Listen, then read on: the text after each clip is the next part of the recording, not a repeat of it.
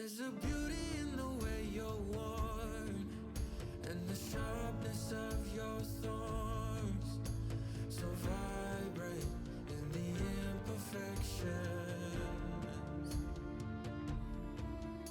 In the pain there's something real, all that anger so concealed. Still you're lost in how to feel, just let me hold that severed heart.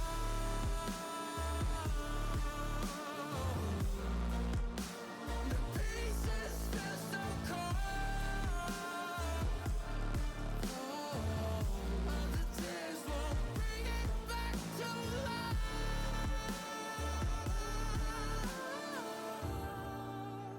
But hate will always grow. There's a beauty in the way you lay, and the way your color fades. You stand out now with your imperfections. Oh, it was never meant to fall apart. It was not supposed to cause us harm. But these days, all I do is wonder, is about another way could start again. 'Cause in the pain there's something real, all that anger so concealed. Still you're lost in how to feel, just let me hold. Oh, that severed heart.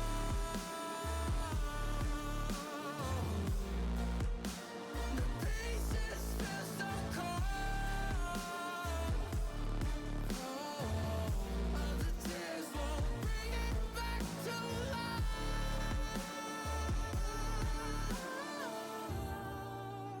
But hate will always grow.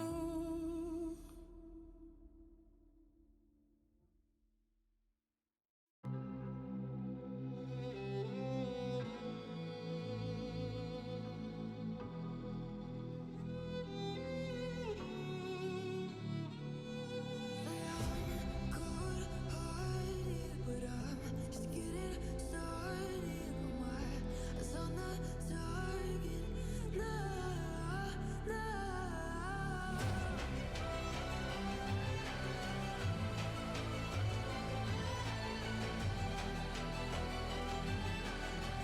You're the better ones, you kingdom come.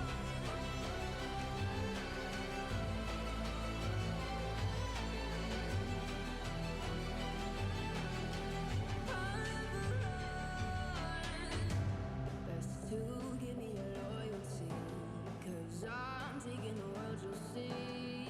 They'll be calling me. They'll be calling me royalty.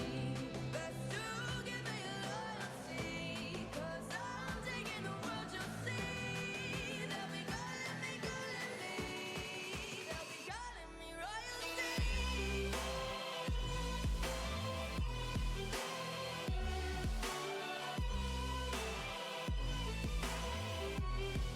They'll be calling me royalty.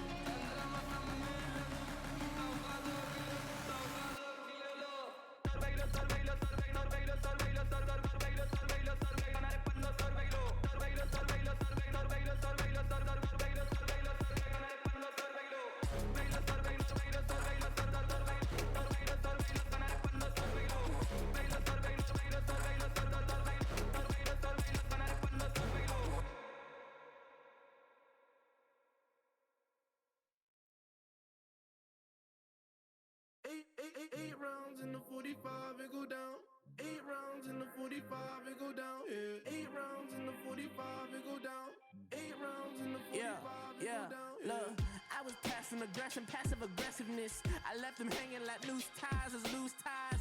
Either not, he begging to go or not. Depends on the situation, he going up like inflation. Fuck all the haters that said that he couldn't make it. My brother drowned in the lake, how could all you people mistake it? He fought hard for what he had, murderers holding guns. You worried about all the extra till water gets in your lungs, nigga. Hey, how could you do this shit? How could you do this when you know I'm going through this shit? Real shit, G shit, I really do this shit. I ain't about it, but you know I'm walking through this shit. Look, 8 rounds in the 45, it go down. Look, 8 rounds in the 45, it go down. Look, 8 rounds in the 45, it go down. Yeah. 8 rounds in the 45, Yeah. it go down. Yeah. 8 rounds in the 45, it go down. 8 rounds in the 45, it go down. Yeah. 8 rounds in the 45, it go down. 8 rounds in the 45, it go down. Yeah.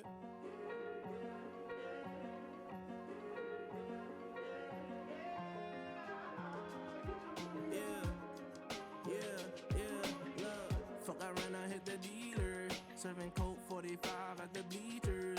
About to follow for a follow, I'm the leader. Hit the bitch, then I pass, I don't need her. But don't call Peter. Like the Griffins with the lowest with the Peter.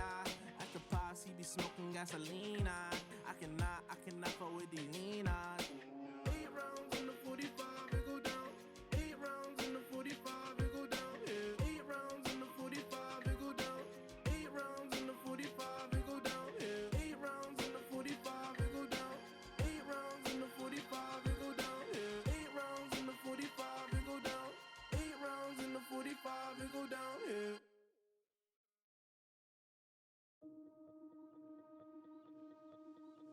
It's sunset on Friday, I'm stuck on the highway, it's been a while. I'm late to the party, you already started the sparkling wine. I need to find a spark to keep me from the dark. I'm looking for a fire start tonight to light me up all around. 'Cause you're the only one I'm thinking of. Don't let me burn to the ground. I wasted time, these city lights. Still I can't get you out my mind. I need a fire start tonight. I'm looking for a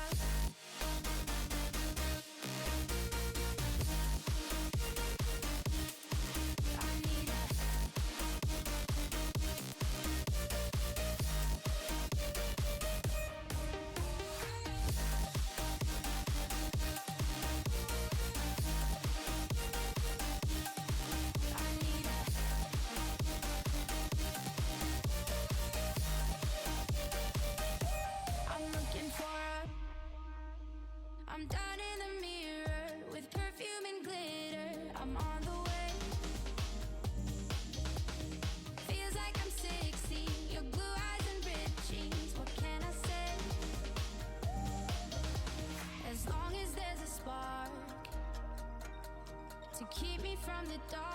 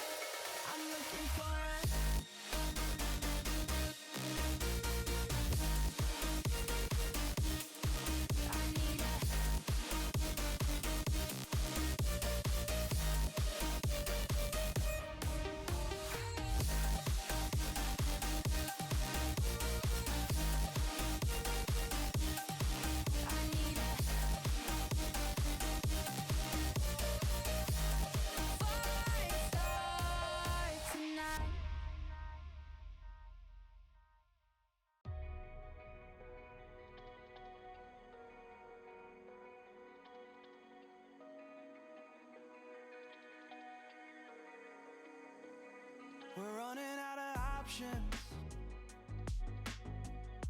I didn't know then, but we took every precaution. Now you're holding back, but I can hear the pain underneath your breath. I can feel the shame running through your head. I just wanna stop it. I just wanna stop it. Where do you turn when you need someone? Where do you hide when you just can't run? Where do you go when you have no home? When you have no hope? What do you do when you're losing sleep?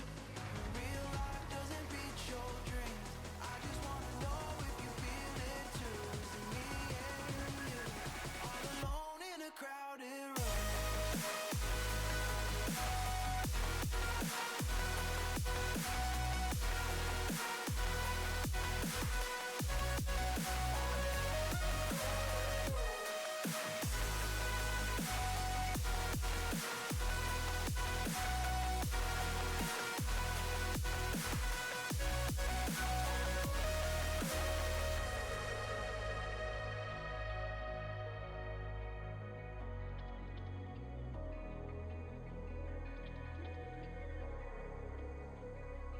You don't know what I've been through.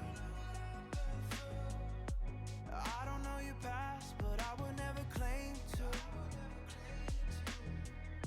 I try to understand all that you said that you can't take back. Making mistakes doesn't make you bad. I know that it's hard to do. Where do you turn when you need someone? Where do you hide when you just can't run? Where do you go when you have no home? When you have no hope? What do you do when you're losing sleep? When real life doesn't beat your dreams? I just wanna know if you feel it too. Is it me and you, all alone in a crowded room?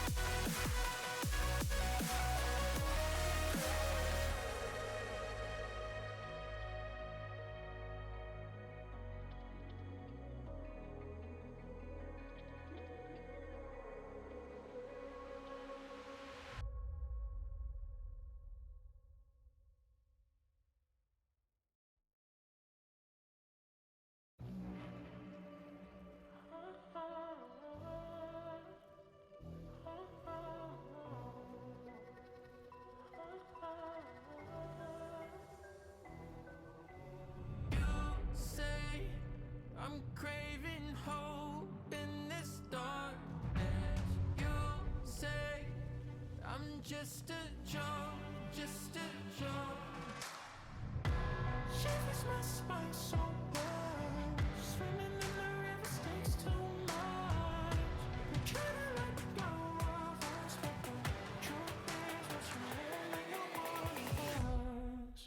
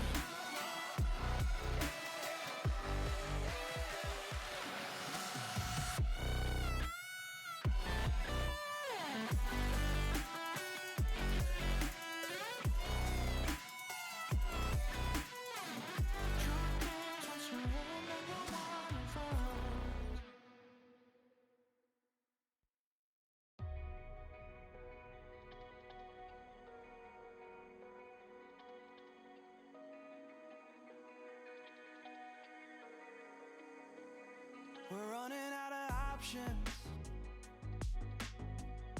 I didn't know then, but we took every precaution. Now you're holding back, but I can hear the pain underneath your breath. I can feel the shame running through your head. I just wanna stop it. I just wanna stop it. Where do you turn when you need someone? Where do you hide when you just can't run? Where do you go when you have no home? When you have no hope? What do you do when you're losing sleep? When real life doesn't beat your dreams?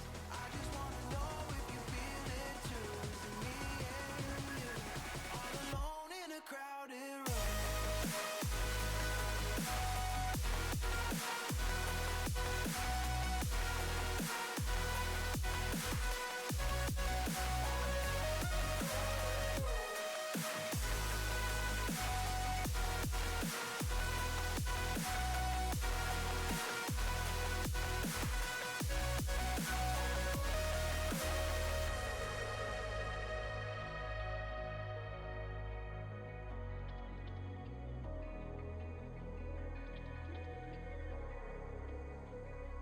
You don't know what I've been through. I don't know your past, but I would never claim to. I try to understand all that you said that you can't take back. Making mistakes doesn't make you bad. I know that it's hard to do.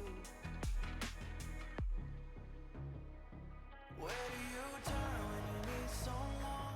Where do you hide when you just can't run? Where do you go when you have no home? When you have no hope? What do you do when you're losing sleep? When real life doesn't beat your dreams? I just wanna know if you feel it too. Is it me and you? All alone in a crowded room.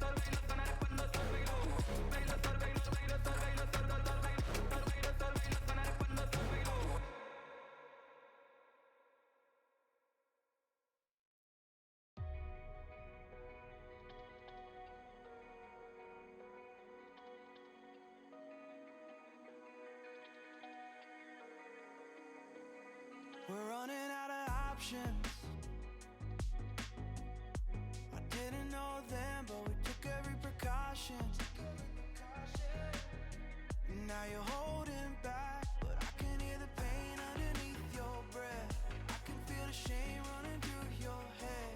I just wanna stop it. I just wanna stop it. Where do you turn when you need someone? Where do you hide when you just can't run? Where do you go when you have no home? When you have no hope? What do you do when you're losing sleep? When real life doesn't beat your dreams? I just wanna know if you feel it too. Is it me and you? All alone in a crowded room.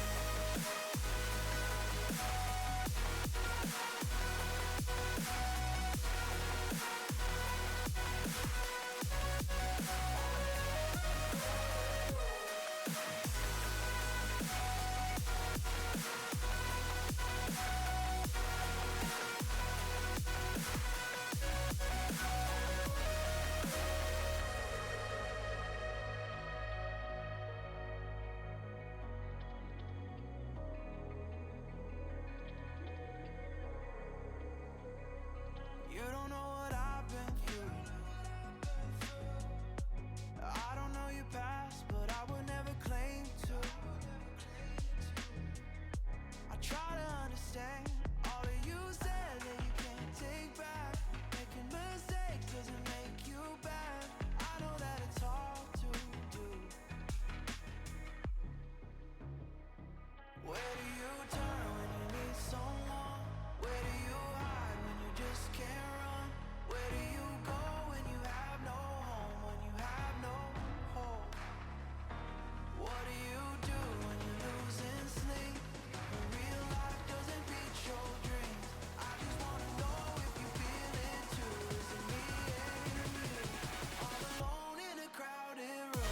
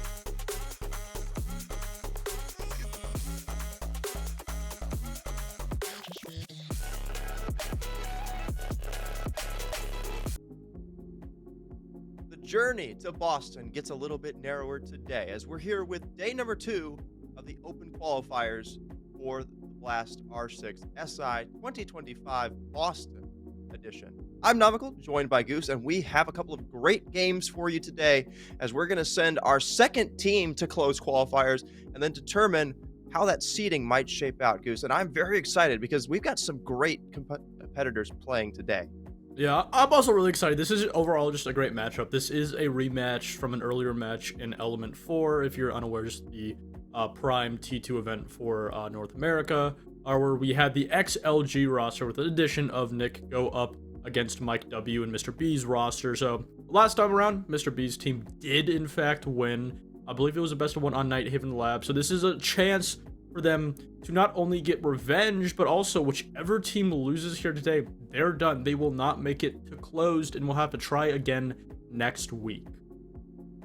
Yeah, like you said, this is the last chance to qualify this weekend, and we'll take a look at our teams for this semifinal qualifying matchup, as it's Loyalty is Scarce versus Friendship Team, and both these teams have had a lot of success in the last couple weeks. We'll take a look at Loyalty is Scarce first, and like you said, they actually did beat this Friendship Team roster a couple weeks ago, or not a couple weeks ago, but like earlier this week. I think it was Wednesday, actually, so they definitely know what it takes to win against this XT1 talent.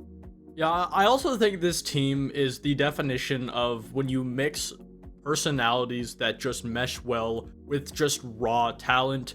Players like, Mike W. Brios, and even, Alex is somewhat of a new up-and-coming player in a consistent way. So you just have not necessarily a lot of unproven talent, but you do have talent that hasn't really been given the best opportunity to show what their maximum effort and maximum selves can really produce. So I really overall love this roster, and not only in E4, but as a whole has just been a really big surprise. Yeah, we'll take a look at Friendship Team as well. Like we mentioned, this is that XLG core. You've got players like Wi-Fi, Silent, Eddie, Kickstro, and Nick, all of whom have some of that top tier experience. LG actually participated at the Esports World Cup, so they have a lot of felts in their cap right now in terms of experience just playing at multiple different levels of Siege. But like we said, they've kind of been a little bit rough the last couple of days. They had some less than ideal results in Element 4, but throughout this qualifier, they've had a lot of great success. And like we said, they are just one match away from that coveted close qual. Yeah, I mean, this essentially is the entire roster. Obviously, this is a best of one, so no matter how they have previously matched up against other teams, it's a qualifier. Quite literally anything can happen. It can be amplified. Obviously, it just simply will depend on what map we go into. And we'll take a look at those map bans. This is a best of one. Qualifiers are all best of one, so only 2 maps total will be played today. Like we said, they played on Nighthaven just earlier this week, and it will be Friendship Team that takes that off the board about halfway through the ban phase. Lair makes it to the final 3, but unfortunately we will not see it, and that will leave us with Bank as our map to determine which of these teams will go through to close quals. And honestly, I think this is going to be a very exciting playing ground for both of these teams. We've seen a lot of of all of these players rather playing on this map, and with how large it is, I think there's a lot of fragging potential here. Yeah. And, I think this is a really good opportunity for Friendship to not only find that consistency that they've missed. Obviously, in my opinion, a lot of the problems stem from losing their last player over onto Sonic's, that being Surf. Surf is just a detrimental player. He was pretty sure at one point almost the MVP of the last major. So obviously losing such a high impact player, not only in the overall kill and entry department, but he also is a great flex support player. Probably one of, if not the current best flex support players in the entire region of North America. So losing a player so crucial like that, and on top of that, losing your spot in the NAL also adds on to that mental fortitude. It's kind of a situation where Friendship teams, they are simply now just relying on their friendships.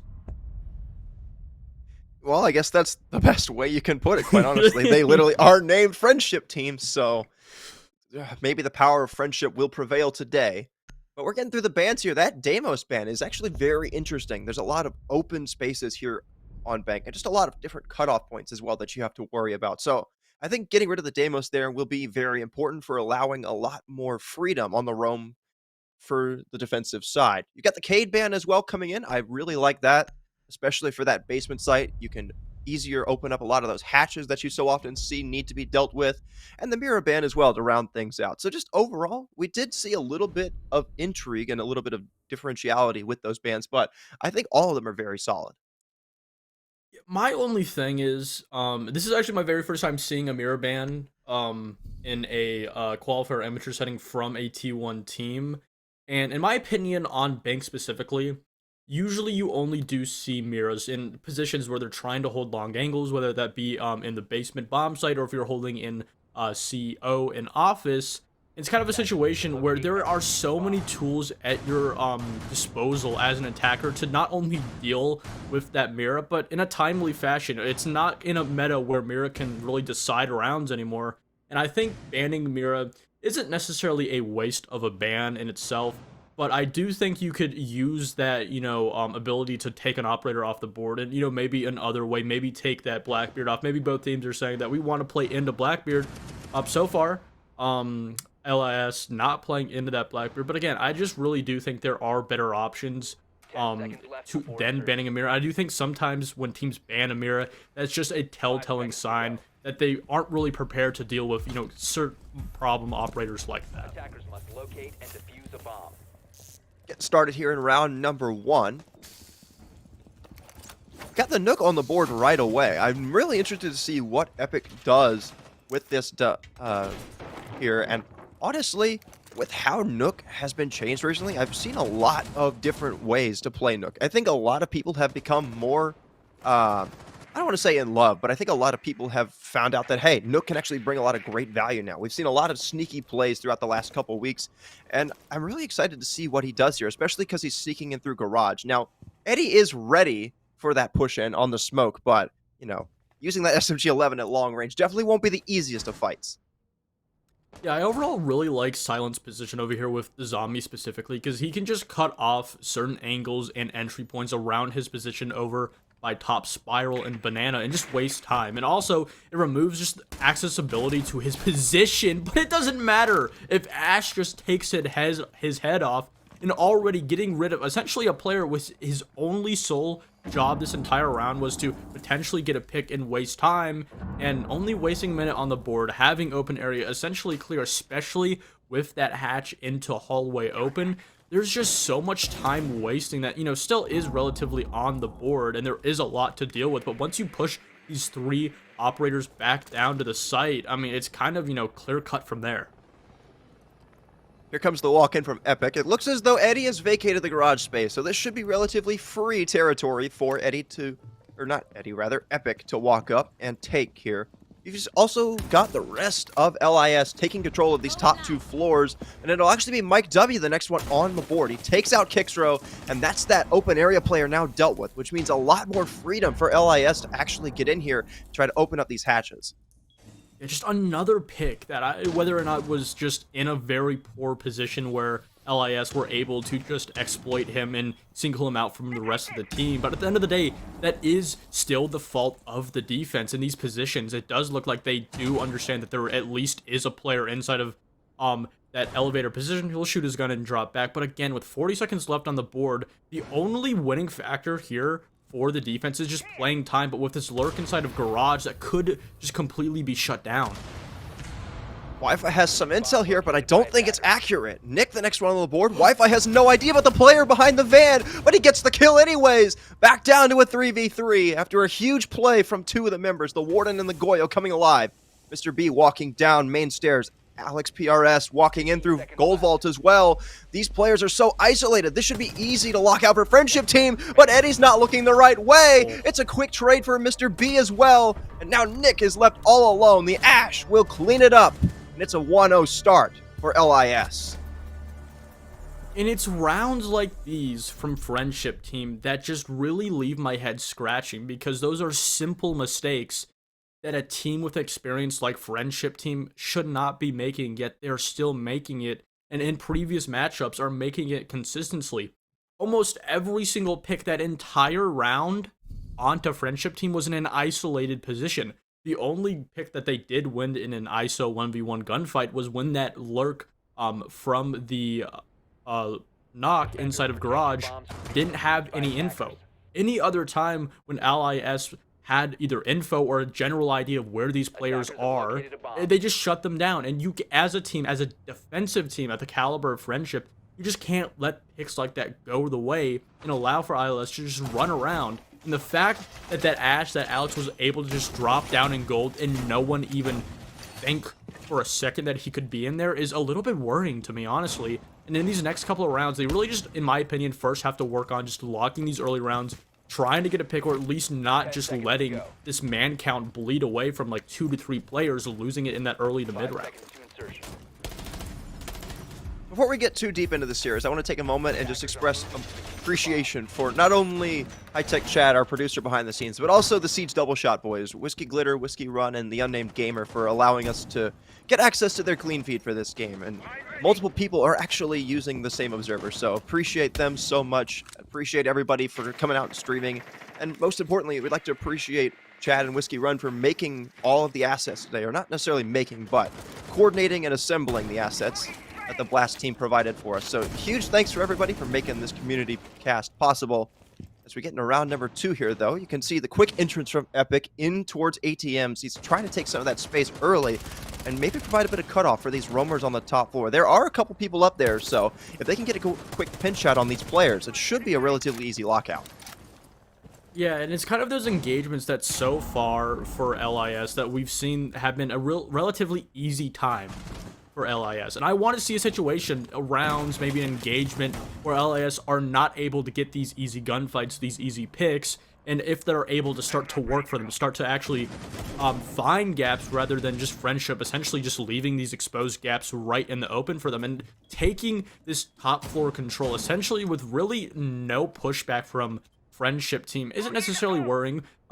Friendship understands that they don't want to give away that early pick, that they just simply want to let LIS just do the vertical, do the overall due diligence and work around the map that is needed, and just allow for their positions around and near the map like this player Wi-Fi inside of Office is doing, that they still have to push this out. And with these mute jammers, it allows for these players to stay in these positions, have this map control for just a little bit longer, and force ILS to essentially execute into the bomb site a little bit blind. Yeah, like you said, Friendship team gave up the top floor absolutely for free. No utility burn, no time really wasted, and you can see that LIS are capitalizing on that. They've got the RAM going in, they've got the Twitch to start taking out some of this utility, they've got the Ash as well to help deal with those castle barricades, and they're starting to put pressure on Wi-Fi here. The Twitch is over in lobby still, starting to send some shots over towards Wi-Fi. Valkyrie looking for the swing out here, will actually go for it, but it looks as though the two players will just change positions here. And now, Epic with the perfect opportunity for a cutoff, but it's Eddie to get the opener onto Brios. And I'm not exactly sure where that was from, but a great trade nonetheless. Now, walking down marble stairs, Mike W does shut down Nick, but there's the flank on the Valkyrie for Wi-Fi to take down Epic. So now man advantage for Friendship team with just about 20 seconds to go. Mike W needs to go big here on these main stairs. He's got the castle isolated, but he seems to be a little bit nervous about taking this fight. He'll actually fall to the Valkyrie still inside of Tellers. That's a huge misplay there, but thankfully Mr. B is able to come back with a down on a kicks row, so it's definitely not out of the question yet, but they have to move quick. Alex PRS walks in towards break room, gets downed immediately, and it's all up to Mr. B. With time expiring, he'll just look to attempt the plant here. Should be an easy lockout, and it'll be the C4 to meet him. And it's a quick equalizer for Friendship team.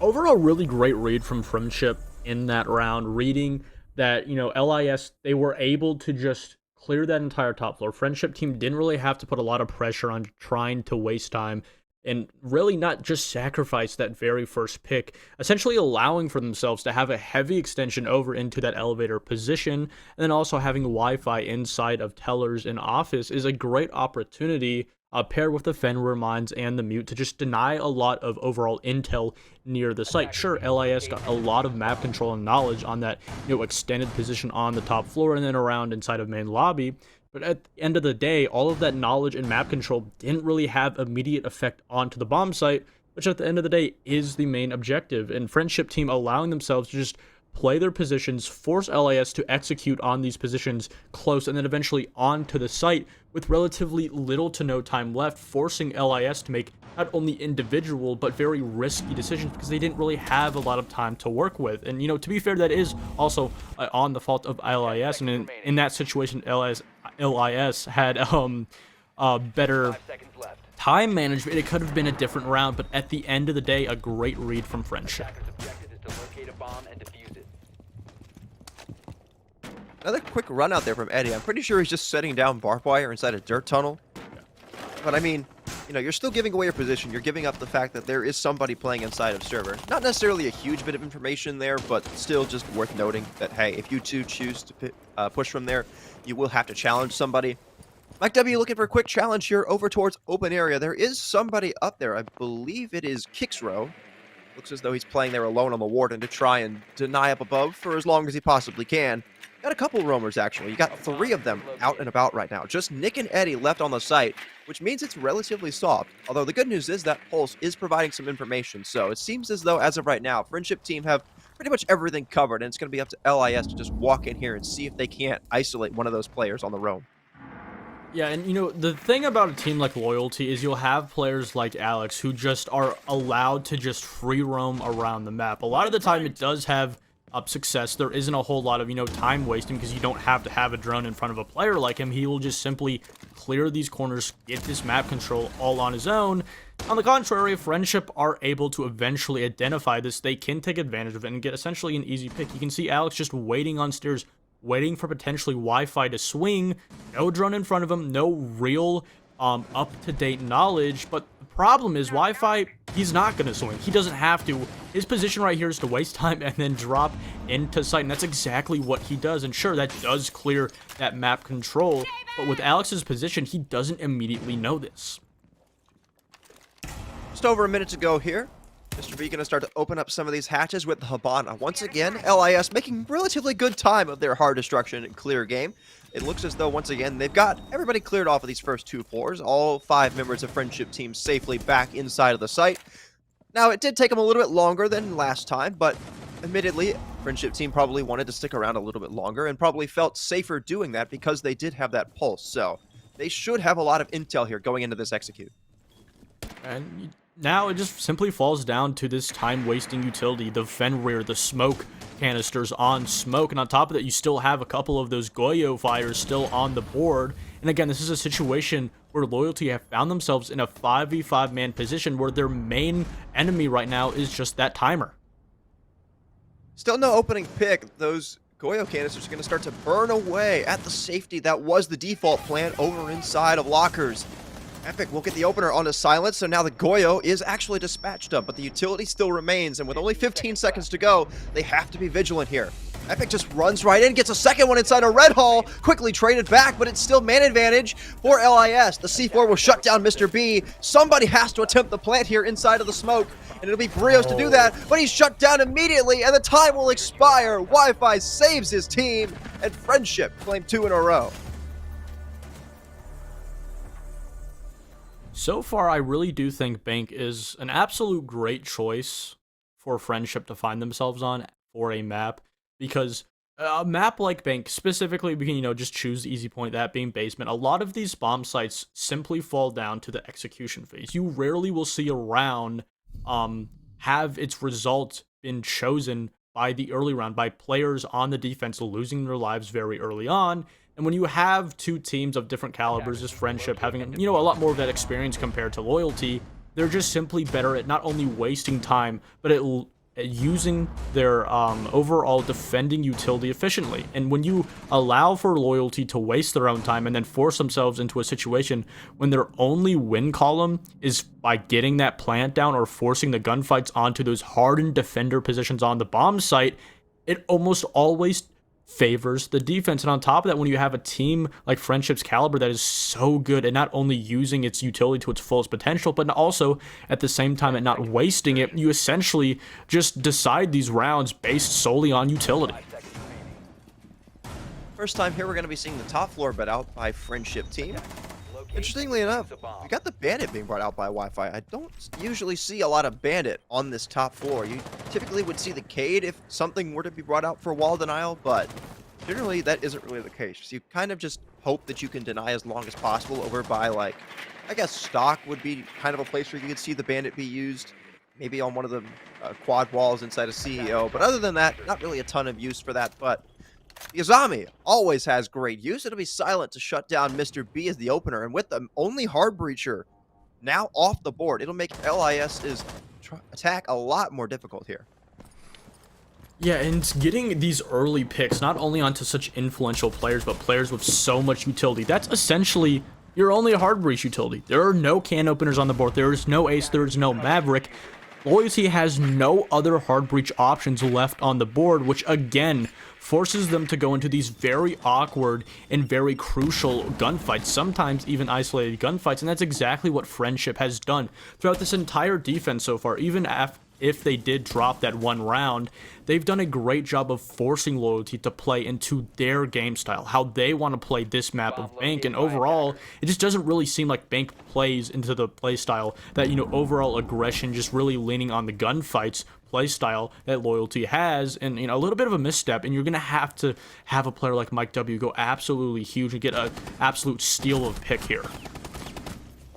Well, he definitely will not. Kicksrow going to shut him down very early on as he tried to walk up the banana staircase. And with that, only 3 drones remain for LIS. They seem to be absolutely doomed in this round. They have a 2-man disadvantage, a lack of intel, and just in general, a lack of utility. I don't really see an attempt here for them to be able to pull this back, especially as they've as well lost their Ash, one of their top kill leaders for the team, now off the board. With a minute to go, Epic and Brios find themselves in a really precarious spot. Just not a whole lot of options here, and again, Loyalty are forced into a position where they have to go for these isolated gunfights. And now with Silent, with that kill, Epic in a 1v5, Brios eventually dealt with. A flawless round from Friendship, and again, remember, this is a best of 1, so Loyalty are in a very difficult position, but still have a chance to at least get a 3-3 attacking half. Couple more chances here for LIS to try and pick up some more attacks. You really want to get at least one more out of these last 2, because going down 5-1 heading into the defense, it's definitely not an ideal place to be, considering this is the game to qualify for closed quals. Reminder that the winner of this game will play Core coming up right after this for the seeding match for the closed qualifiers.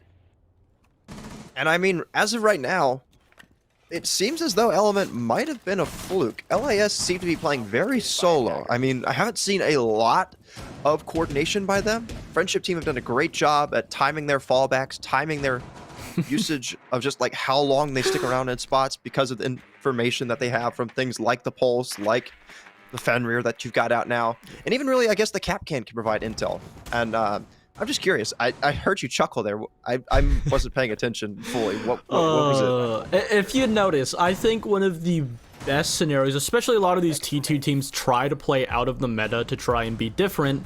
But with these last 3 rounds falling short for Loyalty, they've realized that they just have to play in the meta. And that meta is bringing out both a Blitz and Brios on the Blackbeard. Brios probably one of the best operators, or best players rather, to be on Blackbeard in that entry position. And this entire round for Loyalty, their one job, their one goal and objective is to play fast.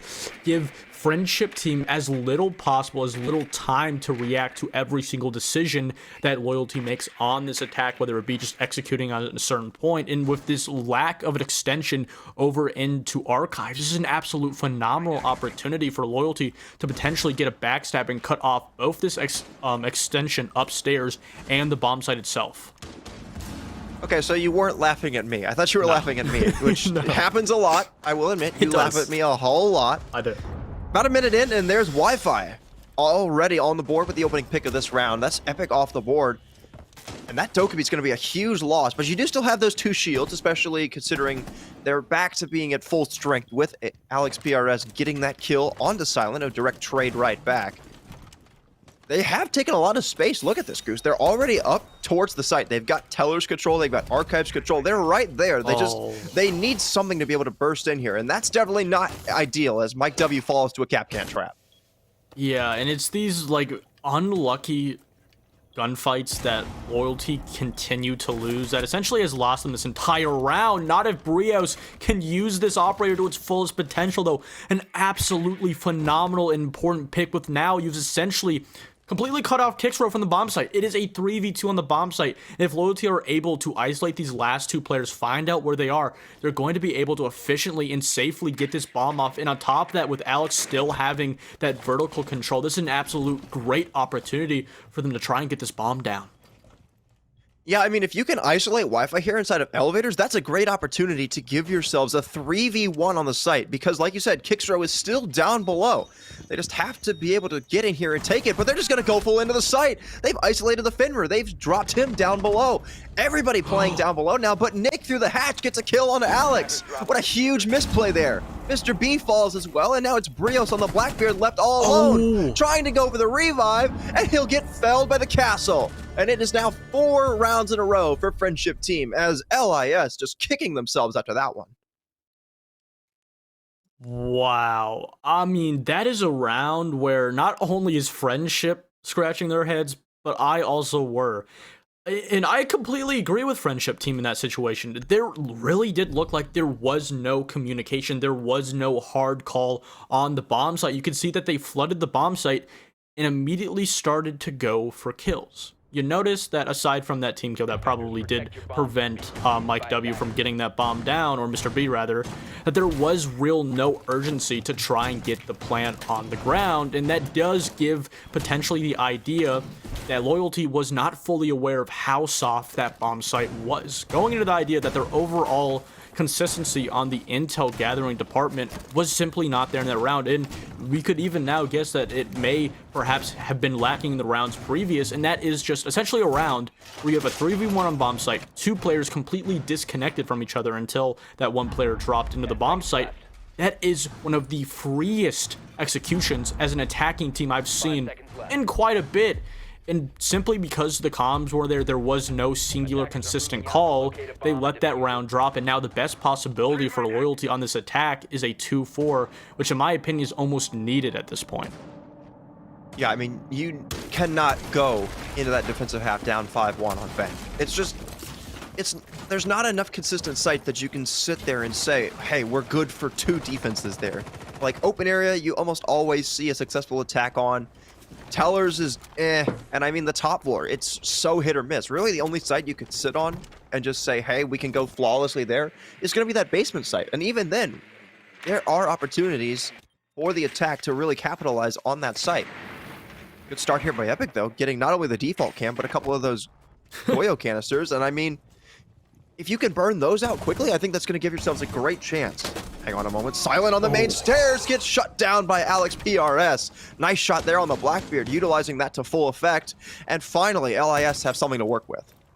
And on top of that, they've just completely shut Wi-Fi all alone. He's now forced to just drop down that hatch. He has no real win factor. He doesn't want to try and lose his life, put his team in a 3v5, and with all of this control, this allows for Loyalty to just do whatever they want. They can work this complete site. They have plenty of time to do it. They've gotten rid of that Goyo, that roamer that was wasting time, that was shutting them down early on, and you even have a Blackbeard and a Ying still on the board. Not only do you have so much time, but there's so much possibility, there's so much attacking utility to play with, that now this is one of the rounds where Friendship, they have to make a decision. They have to start to put some pressure on Loyalty, or they're just going to run away with this round going into the second.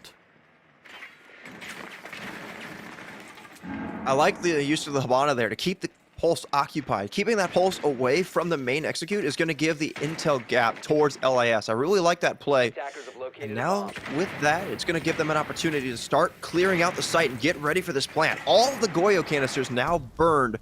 Those Vulcans getting destroyed and are going to start to burn away. It'll leave LIS with about 30 seconds left if they choose to go for this default plan, which they are currently in a position to do so. They've got the buck, they've got the diffuser, and they've got a kill. Mike W on the Wi-Fi. Nice shot there, popping open the wall with the skeleton key, and he's going to look to challenge more into the site. Eddie, the next one potentially lined up for him, but it's Epic on the board. Now a 5v2, looking to get even worse here as Eddie swings, but he's traded from behind by Brios, and Brios cleans up the last 2. Kicks row felled, and LIS are able to salvage the half with a 2-4. Usually I don't like to ripe on you, but one thing I noticed in that round is that you called out they were going to try to get the bomb on default. They were not. That was just a Mike W solo push. I'm sorry. I saw that, and, as the nerd I am, I kind of was, like, fiddling with my fingers, like, oh, no, that's not what they're doing. But, okay, nonetheless. But hang on. They didn't even really try to get the bomb down. They didn't. No, they didn't. But, yeah, no. But generally, you would see somebody plant in that site. Well, yeah, but that wasn't their plan in the round. So I understand that, but yeah. I mean, you don't really need a plan when you're just winning 1v1 gunfights, just all back to back to back.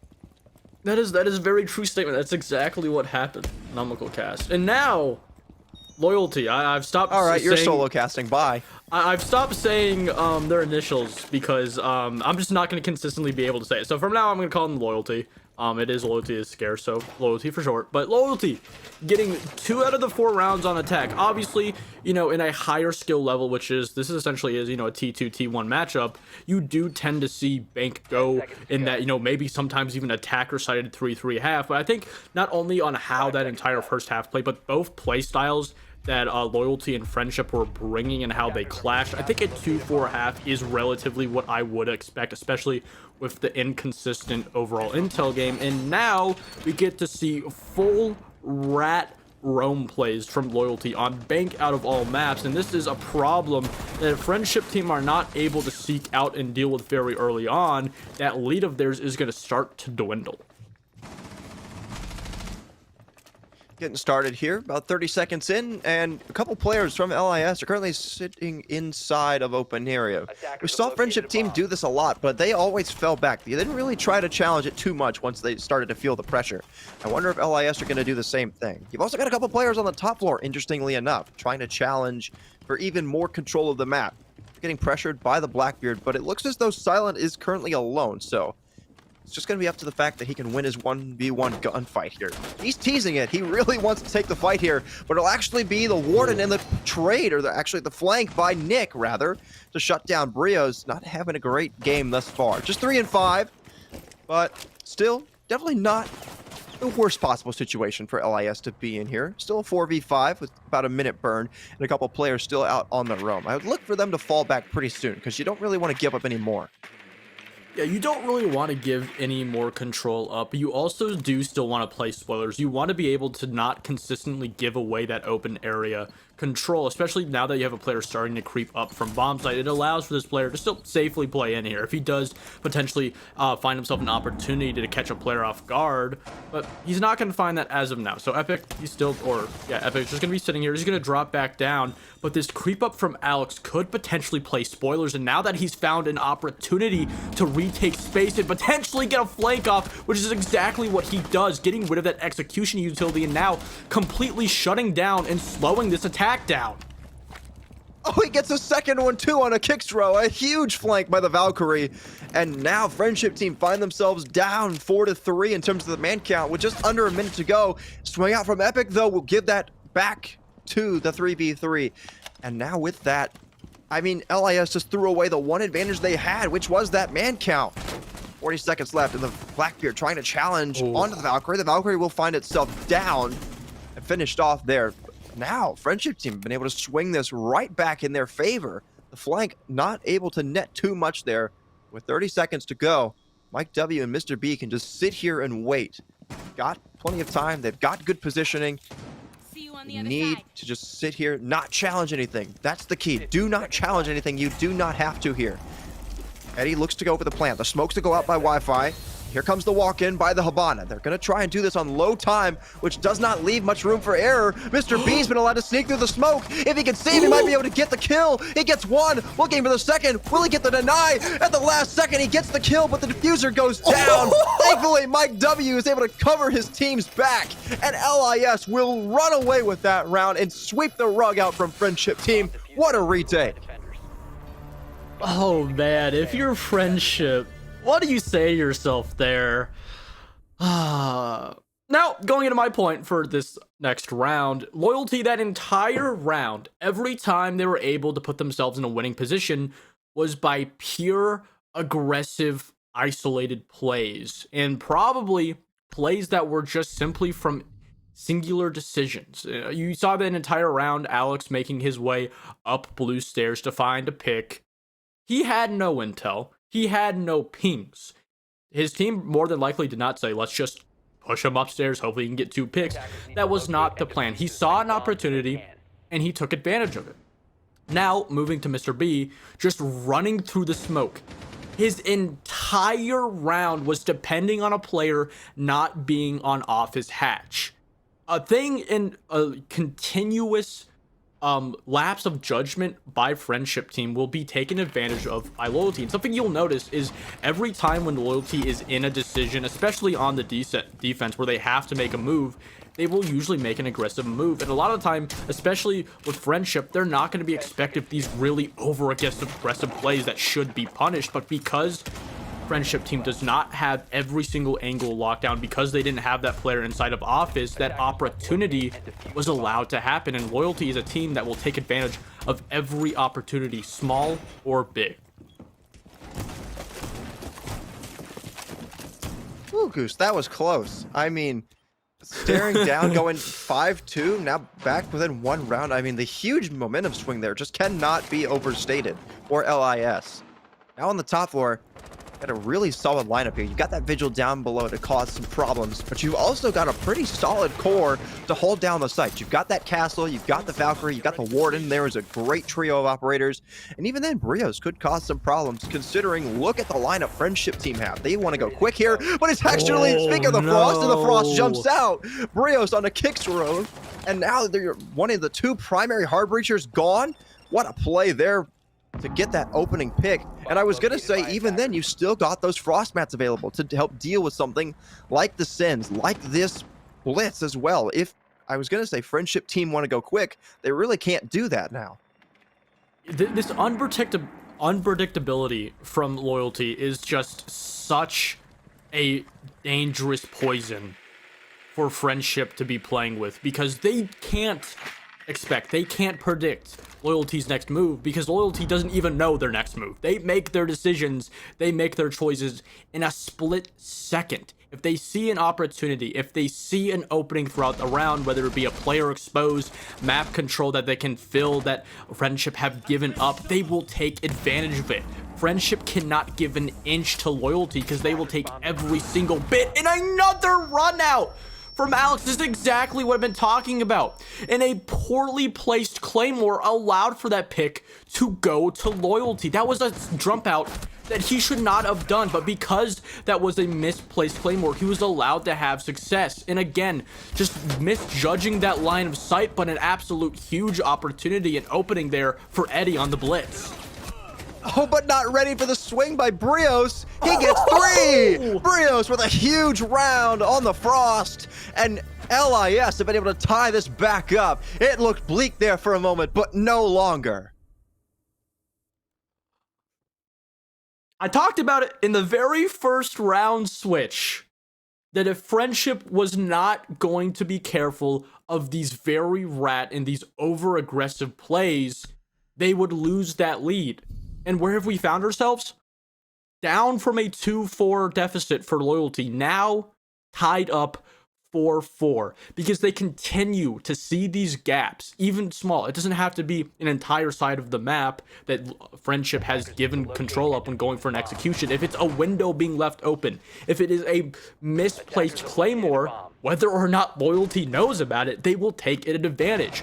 And going specifically into the micros of these decisions, when Alex jumped out of that window halfway into the round, he was taking a gamble if there was going to be a Claymore or not. He didn't know that Claymore was misplaced. He might have could have died, but he took that risk to apply pressure to Friendship, and he was okay with losing his life. And these are engagements, whether or not Loyalty will be in a good place if they lose them, but they continue to win simply because of the lapse of judgment and just Friendship not being prepared for it. LIS definitely in a great spot here to take the lead in what has become a very exciting BO1. I mean, the absolute individual fragging skill that we have seen put on display through 8 rounds is absolutely insane. Some of the top players in not only T2, but also T1 as well, just going at it here for a spot in closed qualifiers for SI. One step closer if you win this game. 30 seconds in, and right now everybody from Friendship team just outside the map looking for a potential opening, looking to get some initial information as to how they want to go about this attack. I'd imagine we'd see at least some presence on the top floor here, although it looks as though the key part of the attack is going to come down to that Sense. We've seen Eddie really like running this Sense so far, and I'm really excited to see if they can actually get some good value out of it if they're able to keep all 5 bodies up. You can see, because of these really aggressive rounds from Loyalty. Wi-Fi is just schizophrenic now. Just looking at those windows, hoping that somebody doesn't jump out, but he is still prepared. And that is a little bit of a micro change from Friendship that I do like. They have finally adapted to this over-aggression from Loyalty. But again, look at how spread out and isolated each of these players are. Almost every player, if they get into an engagement, it will be isolated. And we can see a heavy extension over inside of Archives, but with that drone onto Mike W, that is absolutely huge. He still will be able to have his life still on the board with low health, keep in mind.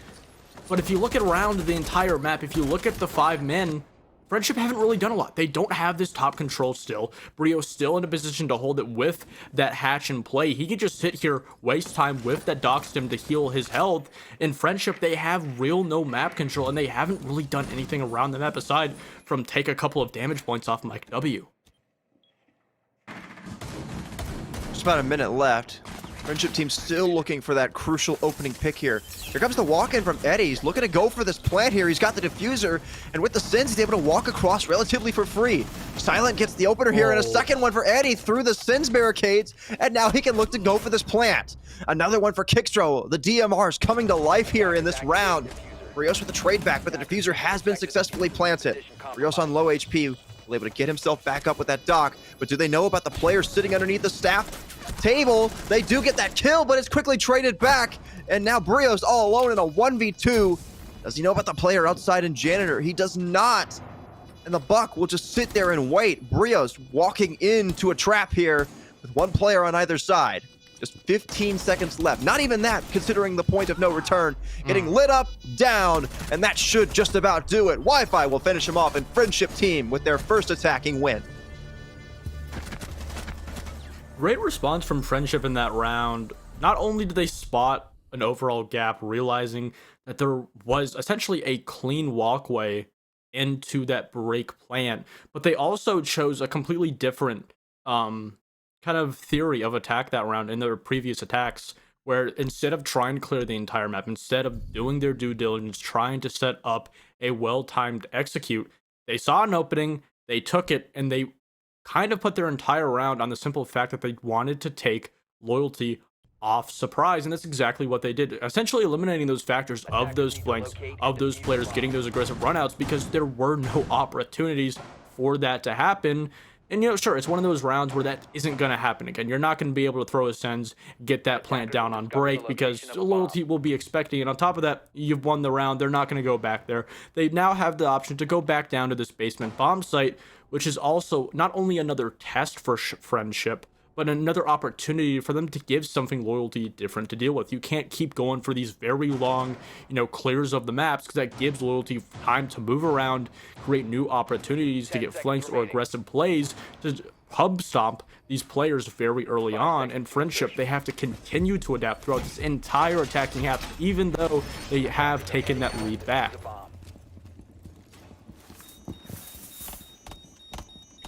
LAS back down to the basement here.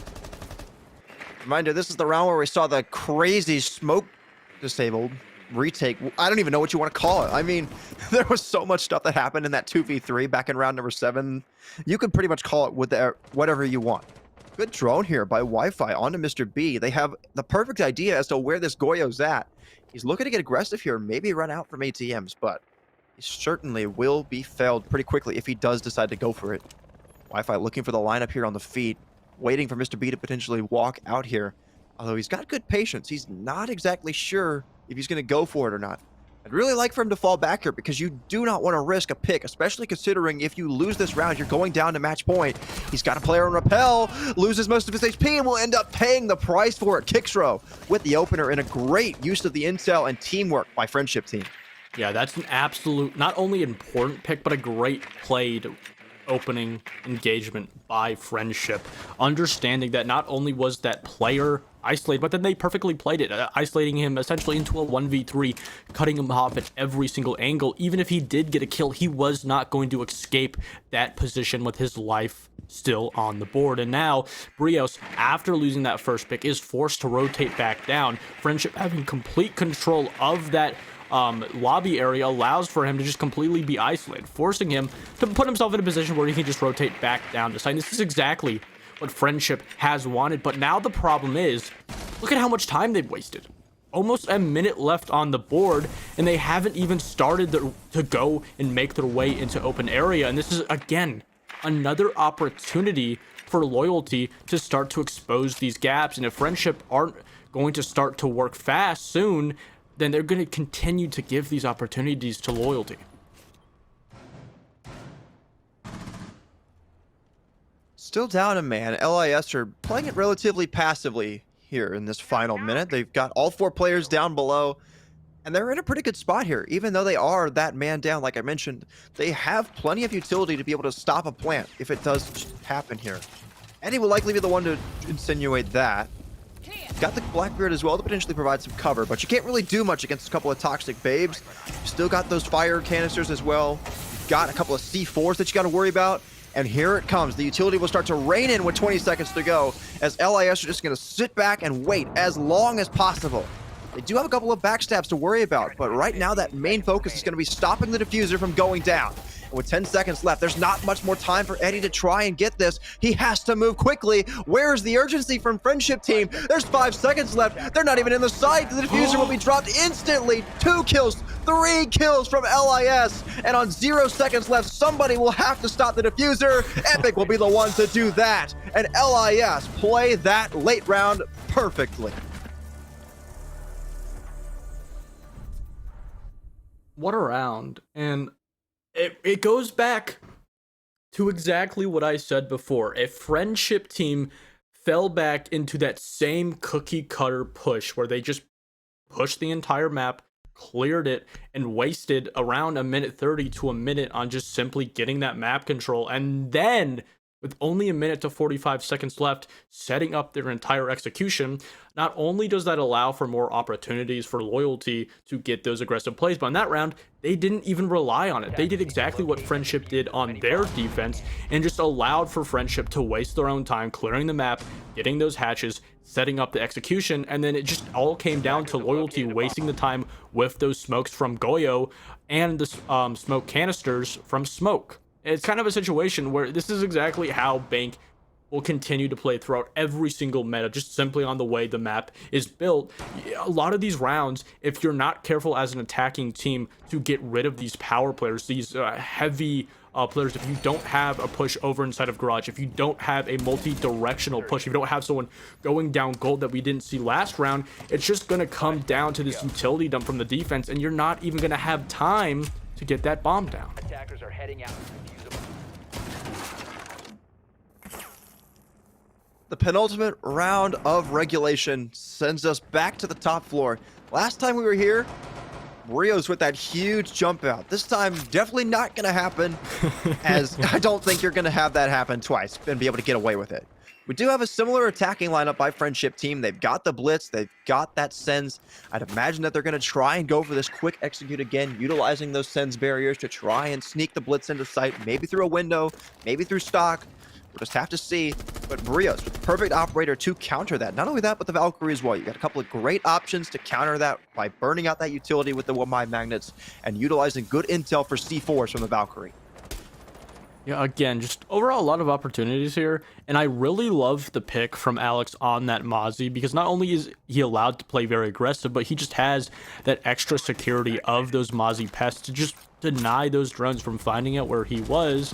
And again, another round where Friendship Team are just doing their due diligence, working around the map, setting up these angles, getting rid of that long hallway wall, and more than likely, especially with that Sens on the board, this round will fall down into a situation where the entire win factor for Friendship is trying to use that blitz to get that bomb down with 45 to 30 seconds left. It's just simply going to be down, especially with the lack of defender utility that wastes time. There's no smoke, there's no Goyo on the board, and simply going to be a factor of if Loyalty are able to make their way to shut down that planter from their hardened positions. And again, as of right now, there is no ability, there is no urgency from Friendship to set up a multi-directional push.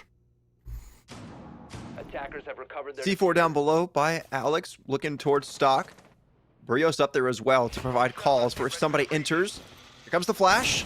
Player on rappel, a player out on the balcony. Oh. Nice shot there by Kixrow to shut down Brios. Well, my off the board, although he was able to get rid of most of his 1x magnets. C4 burned out, will not connect as nobody had jumped in to take that space yet.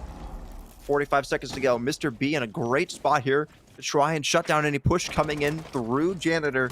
He'll have to be an important factor of this late round, especially considering they are in a man disadvantage and there is still that blitz on the board. You have to be careful of this shield and that Sens that are still active and looking to go to work here.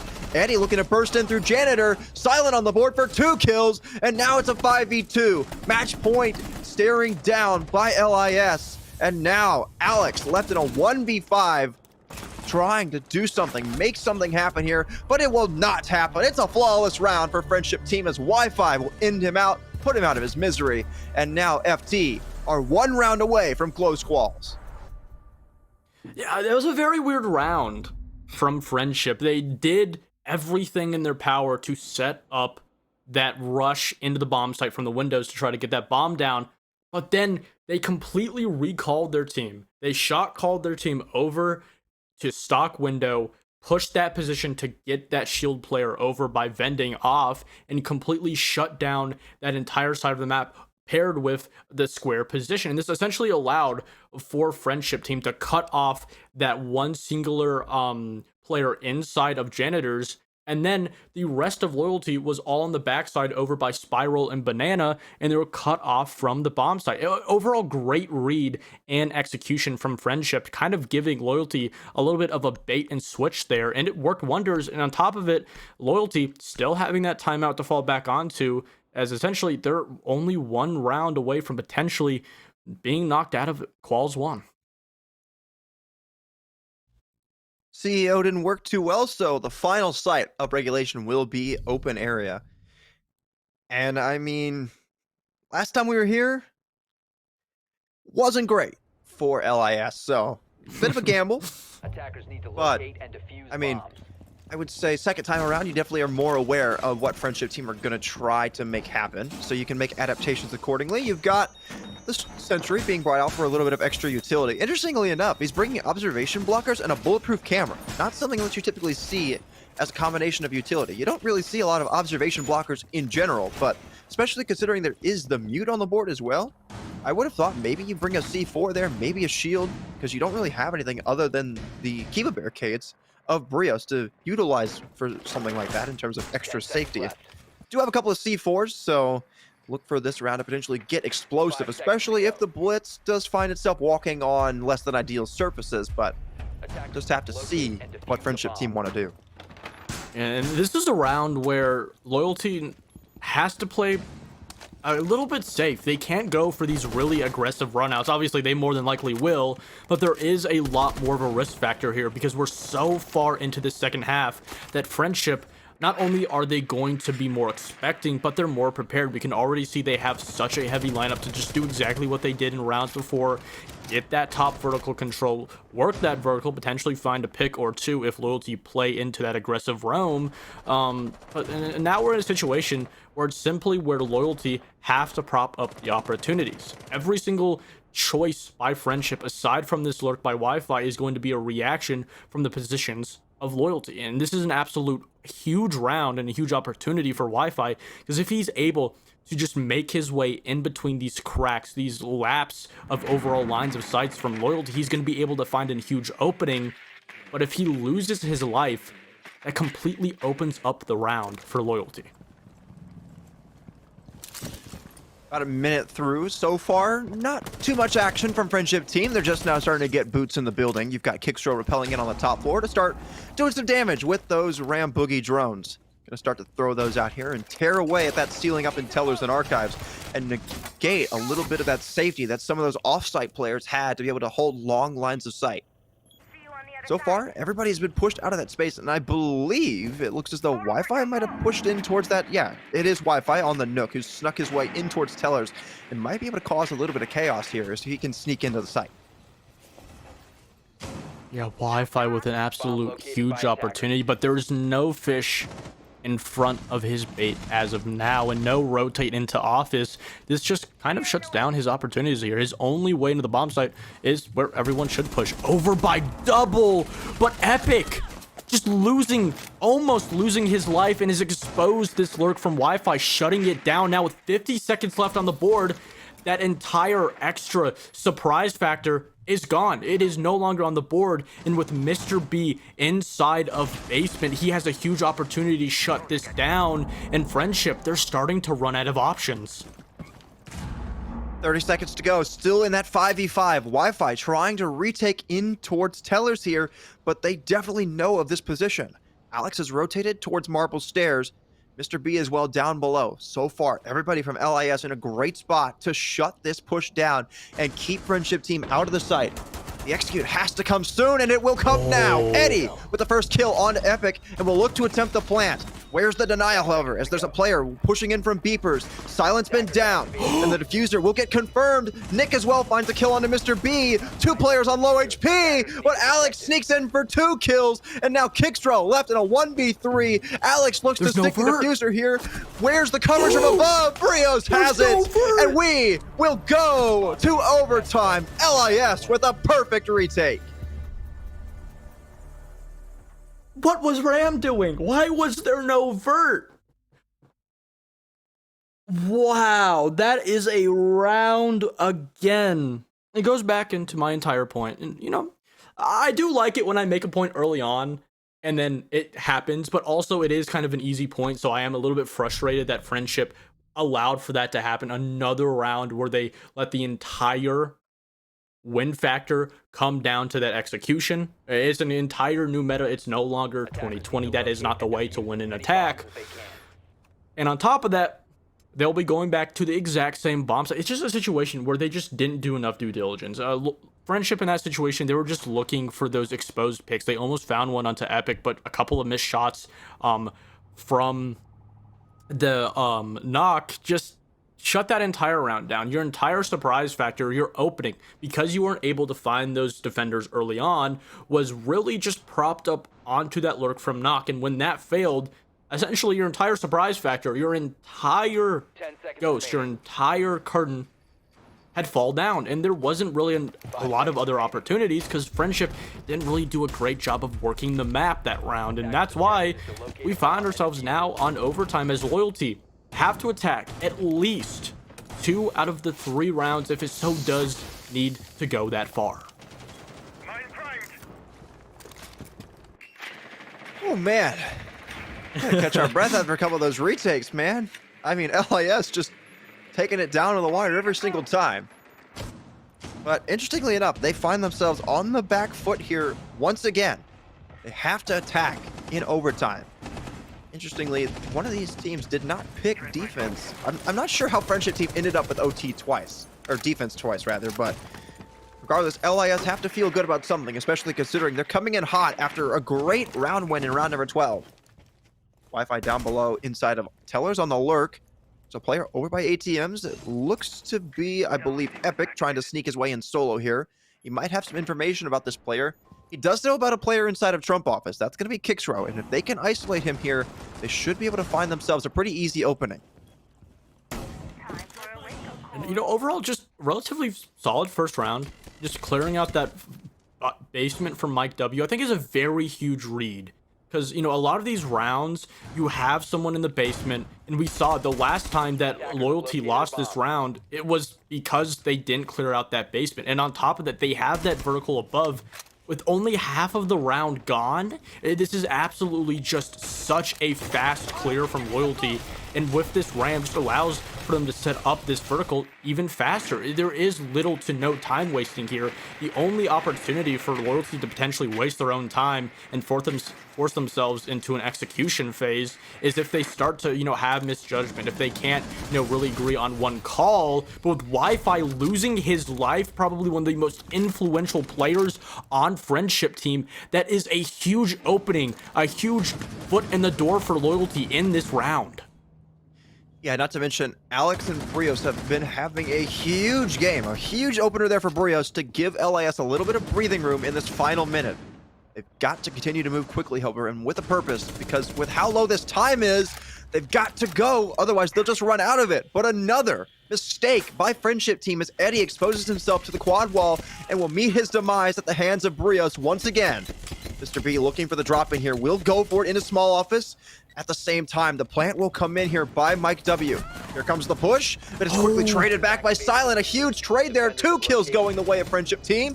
And now Brios has to continue to go big. He'll get his 3rd kill, but Nick looking to retake will shut down Mike W. The plant is down, so the time is working against the defense here. Brios and Epic can just sit back and wait. They have to just be patient, however, because if they choose to swing out ill-advised, they will lose their lives and lose any chance they have at this round. 2 players from Friendship Team stacked up together, looking for this retake in through archives. They know where Brios is, but they haven't been able to isolate him yet. And Epic, with the coverage above, is able to get that kill. Here comes the swing, and Epic covers his teammate perfectly. It's series point, match point, closed qual point for LIS. Loyalty now are in such a phenomenal position because they got the hard part out of the way, at least for them. Both sides were a 4-2 side for the attack. So sure, statistically it shouldn't favor the attack, but if we're going off regulation, it should relatively favor attack. So then you're probably saying, oh, well then Friendship probably should lose this next round. But now that we're going into lockers, and if we're not only looking at this entire lineup, but the rounds previous, Friendship are going to put themselves in 2 positions. They're going to put a lot of emphasis on this solo lurk from Knock, maybe even put Blackbeard behind him or an additional lurk position, and then try and get that early pick based off of that. And if they're able to find success there, that's great. That's a great opening. We've seen in rounds previously on the attack that if Friendship are able to get the very first opening pick, they usually win the round.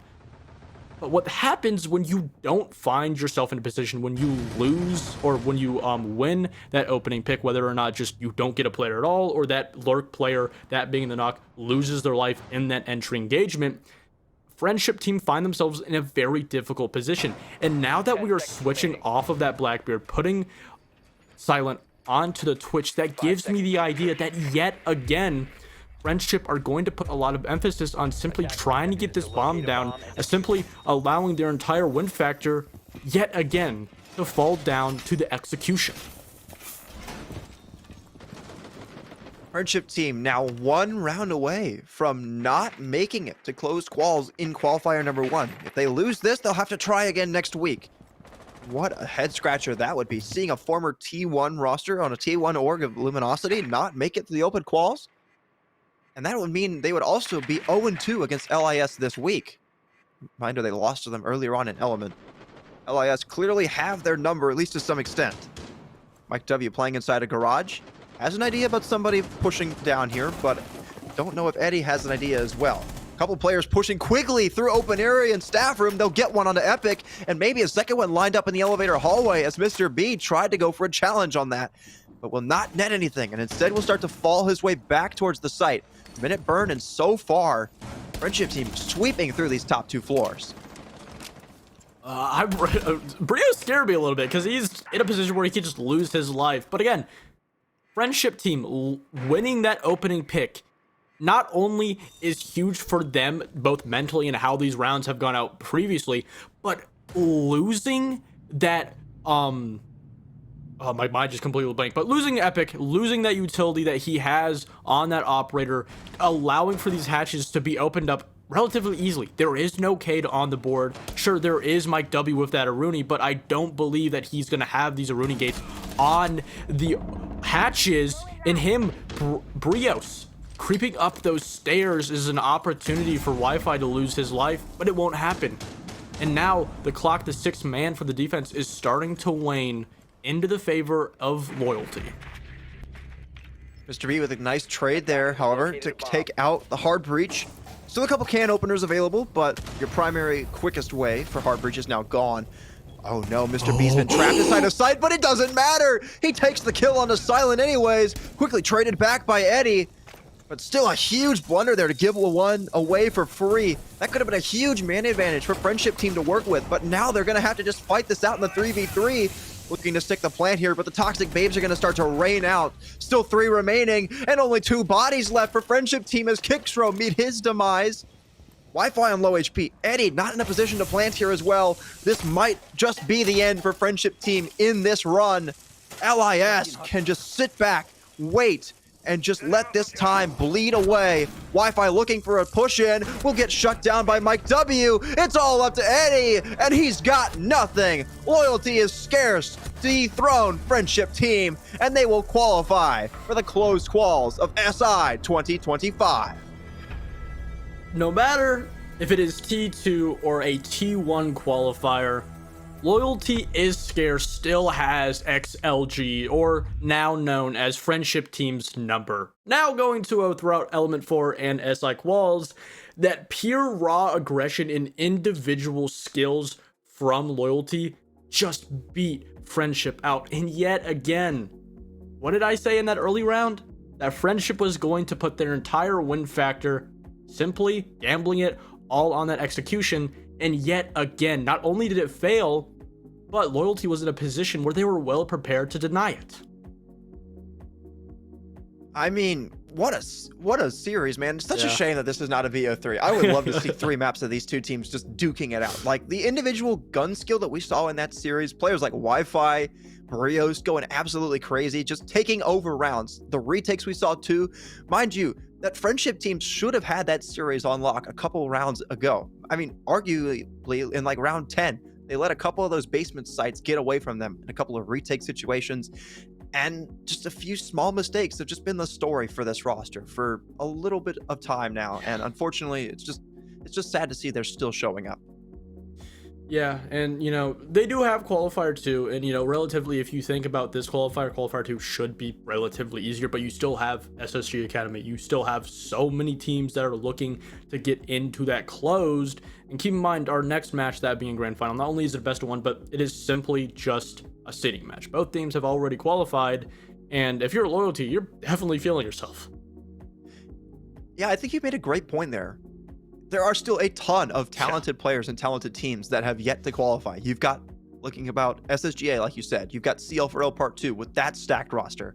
You know, you've got Fluffy Aimers who didn't qualify, like JJ has been regarded as one of the strongest teams in recent T2, but he's going to have to wait for his chance till next week. So, you know, a lot of great competition still to be had. And I'm so excited to see those close qualifiers because those should be an absolute doozy of an event. But that's it for our semifinal matchup. We're going to go to a quick break and get set up for our grand finals for seeding. It's going to be LIS versus Core. That's coming up in just a little bit. Don't go anywhere.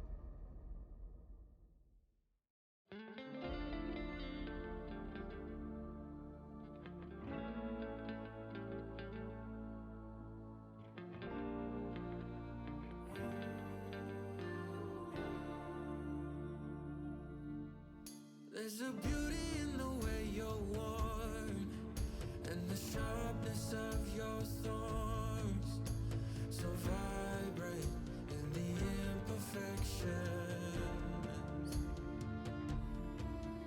In the pain there's something real.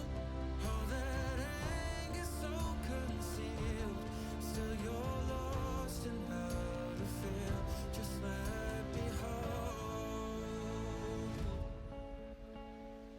that severed heart. The pieces feel so cold. All the tears won't bring it back to life.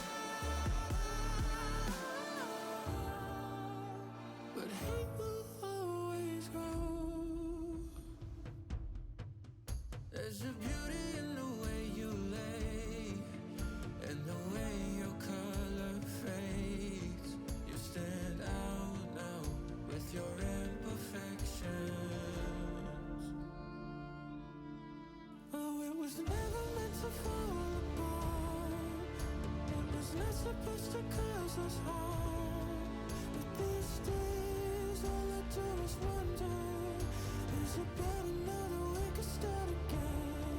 'Cause in the pain there's something real. All that anger so concealed. Still you're lost in how to feel. Just let me hold. Oh, that severed heart.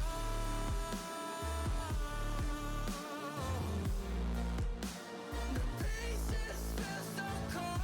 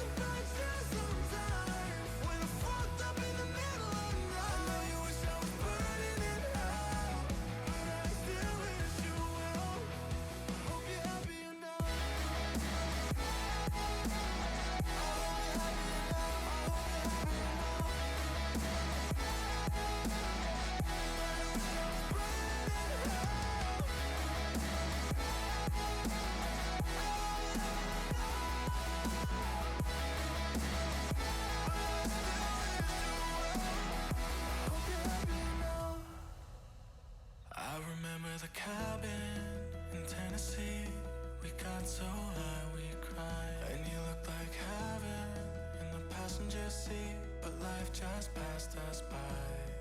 'Cause we weren't meant to be, but you still got a piece of me. Ooh, and I know you hate my guts, but I swear I mean it all. I hope you're happier now, now that I'm gone and moving on. I know you wish I was burning in hell, and all you want is the memory lost. And I still think about you sometimes when I fucked up in the middle of the night. You wish I was burning in hell, but I still wish you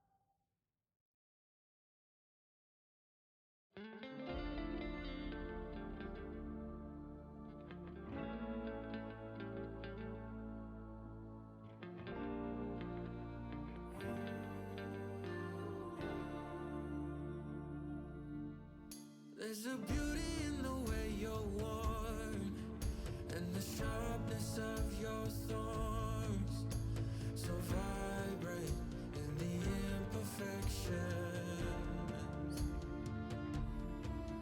In the pain there's something real, all that anger so concealed. Still you're lost in how to feel, just let me hold that severed world.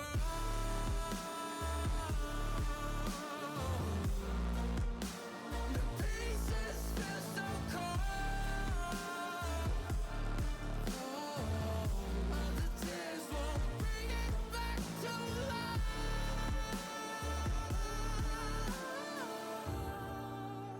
But hate will always grow. There's a beauty in the way you lay, and the way your color fades. You stand out now with your imperfections. Oh, it was never meant to fall apart. It was not supposed to cause us harm.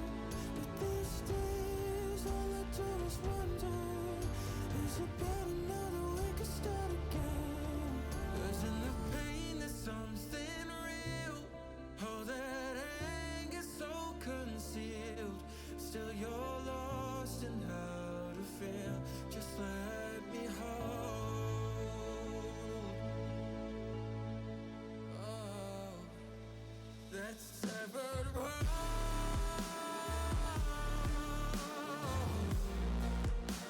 The pieces feel so cold. All the tears won't bring it back to life.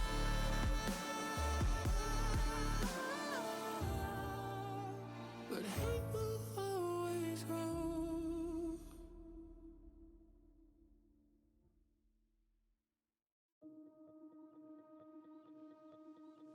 It's sunset on Friday, I'm stuck on the highway, it's been a while. I'm late to the party, you already started the sparkling wine. I need to find a spark to keep me from the dark. I'm looking for a fire start tonight to light me up all around. 'Cause you're the only one I'm thinking of. Don't let me burn to the ground. I wasted time, these city lights, still I can't get you out my mind. I need a fire start tonight. I'm looking for a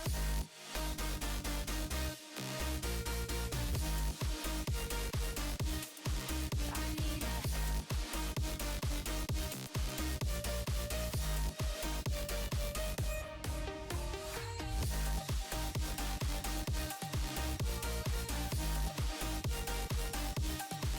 I need a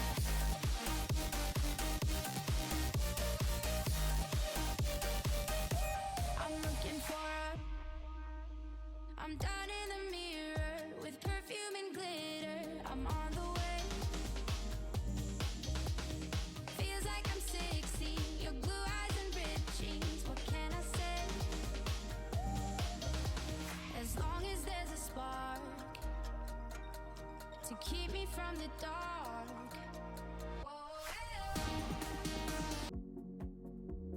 And we are back with more coverage of the Blast R6 SI 2025 Open Qualifiers. We've already seen what two teams will qualify this weekend, but now we've got to determine some seeding for them, as it's Core Gaming versus LIS. Goose, we just saw LIS in a barn burner of a best of one with Friendship Team. And I mean, with how warm and how frag heavy that match was, surely they've got to be feeling good going into this. Oh yeah, I agree 100%. And again, you know, this is just a seeding match. As you said before, both these teams have qualified. So I think this is, in my opinion, the perfect scenario for Loyalty to win, because they're in a situation where it doesn't really matter. Obviously, we can go into the rosters relatively soon and see who will be playing, but it is a roster of just pure. Oh, never mind. I thought we were going to. Okay, we'll go to core gaming first. You have Twist, Rival. Oh, that is the coach. Okay, but Candle and Inario, and then I'm not entirely sure who the last 5 players is, but yeah, this team has had relatively a tough time in Element 4, but this qualifier has allowed them to really gone up and above. Yeah, this is a really solid roster. Obviously, they defeated Fluffy Aimers 7-0 on Consulate yesterday to get into this game and be qualified for closed quals. But just in general, throughout the last couple months, couple weeks, whatever you want to say, they have had a lot of success. This is a very solid roster, which even though they've had some turnover, has just been at the top of T2. But we'll take a look at their opponents. We just saw them a moment ago, but it doesn't mean that they're any less important. It's going to be LIS. Loyalty is scarce, the official name. Alex PRS, Mike W, Brios, Mr. B, and Epic rounding out this roster. What started out as a pug stack has quickly turned into one of the top teams in the scene right now. These guys have some of the best gunners in T2 Siege and NA, and they've been really showing it recently. I mean, I love this team because it is the definition of a amateur T2 team. This team did not exist a week or two before Element 4 started, and you have them not only going through Element 4, but now SI Quals beating teams that not only have been together for months on end, but it's in a situation where this team doesn't really have a kind of a brand of how they play. There isn't a consistent style of Siege they play. There are a lot of instances where it just does fall down to the individuality, the raw mechanical skills of each entire player. And obviously that can only get a team so far, but this far it has gone them really far. Not only have they put themselves in a position to go on to playoffs for Element 4, but now making their way all the way on to closed to potentially play spoilers for the pro teams inside of closed. We'll take a look at the map bans here. Of course, this is once again going to be a best of 1. Quite unfortunate that no BO3s. I would love to see BO3s among these teams, just considering how good they are, but we're going to get through here and determine where we're going to play this seeding match. Lair, once again, makes it to the top 3, but Loyalty is scarce, do not want to play on it, so we will go to Nighthaven Labs, a map that is pretty solid for both teams, quite honestly. They've both really liked playing it in recent weeks. Loyalty is Scarce actually beat that friendship team roster that we just saw on Nighthaven Labs in Element 4 earlier this week. And I mean, considering how strong just overall both these two teams are, I would not be surprised if this goes to OT again. Yeah, I think this is probably one of the best maps that we can go into for this matchup for it to be relatively close. In my opinion, I think my boy Brios got me. I think he's got my back. He got my parlay, all lined up and ready to go. But I think it's going to be a relatively close match. But I think just simple fact that we may have a chance to see Loyalty just go full silly. They don't have to worry about losing this game as much. It's simply just for seeding. And I think if you're a team like Loyalty, you just kind of have that mindset that you just play whoever you want, that you just go to the next game, you go to the next team, you play the same way no matter what team. You kind of go in to a blink faces kind of mindset. But now going into this, it's a situation where both of these teams essentially, as of right now, are the best amateur teams that we have seen so far. These bans also, I think, will stay relatively what we should expect. A Dokkaebi ban coming out. Not only is it expected for Loyalty, but on a map like Nighthaven Labs, it's kind of, true in stock. Dokkaebi going to be the first operator banned there. Not too shocking there just because of how large this map is to play on. There's a lot of areas that you have to clear out that the Dokkaebi can help with on the roam clear.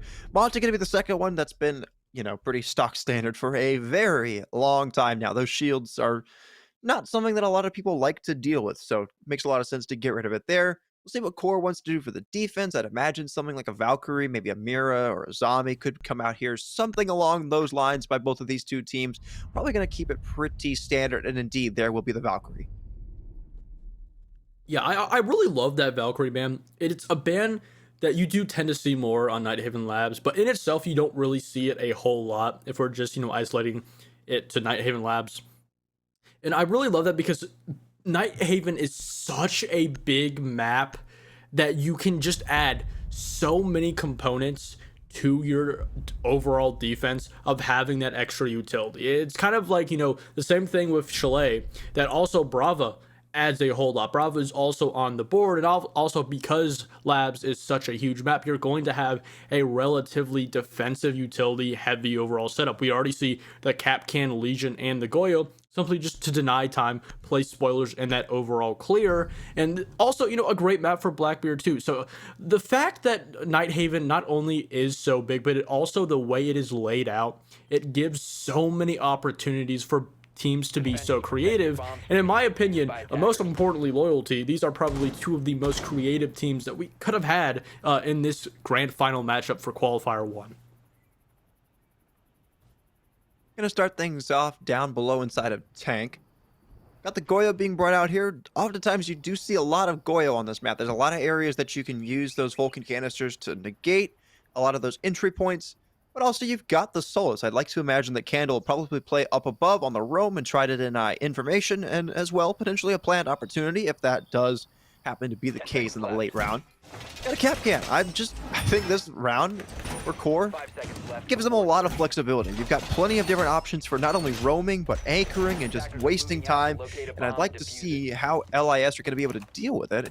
Interestingly enough, the plan seems to be maybe a more direct take. You've got the shield operators, you've got the Lion to potentially try and direct take in through something like Animus. I really would like to see. I believe that will be the plan.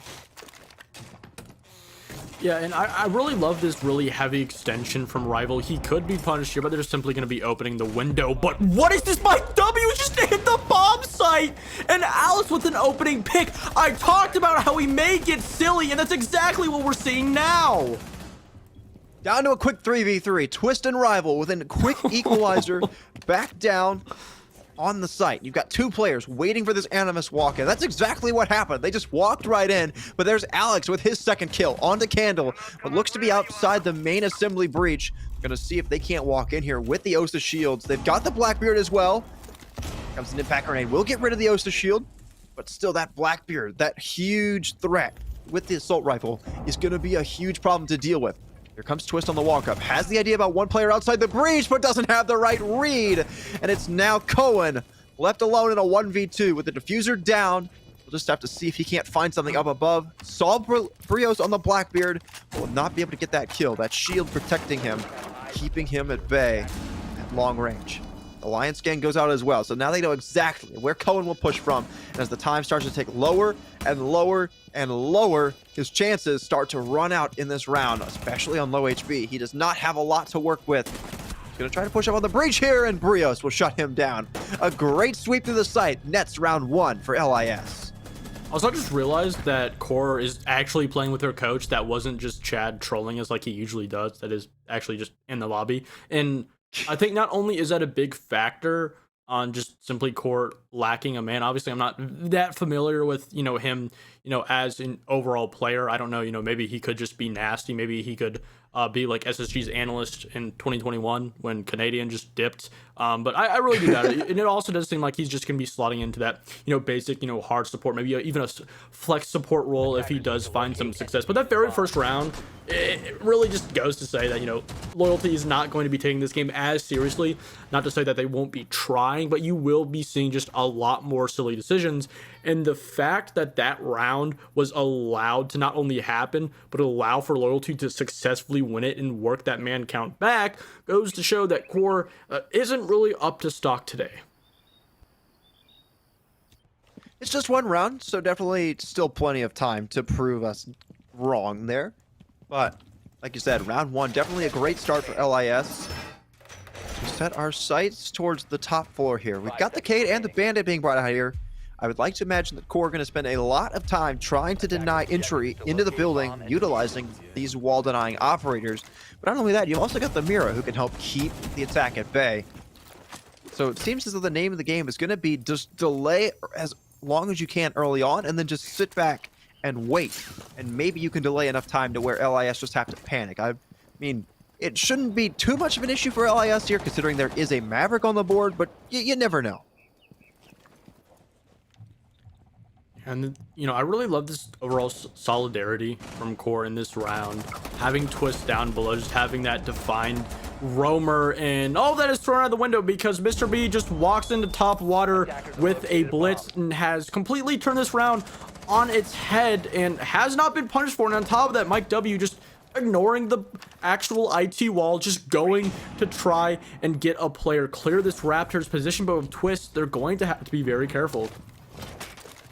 There's a player down below, like you said. Twist on the lurk, trying to see if he can't find something on a potential run out. Nothing giving him just yet, but comes the blitz once again, pushing its way in through the top of Raptors. They don't know Twist is there. Who nets one? Looking for the second one on the stairs is the blitz. Not able to find anything though, as the Vigilers just run for the hills. Here comes the push-up from the shield as well on the Raptors door. Candle shuts down the shield, but Brios trades back on a twist.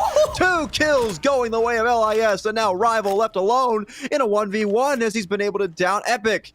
Now the Blackbeard trying to save this round for the attacking side.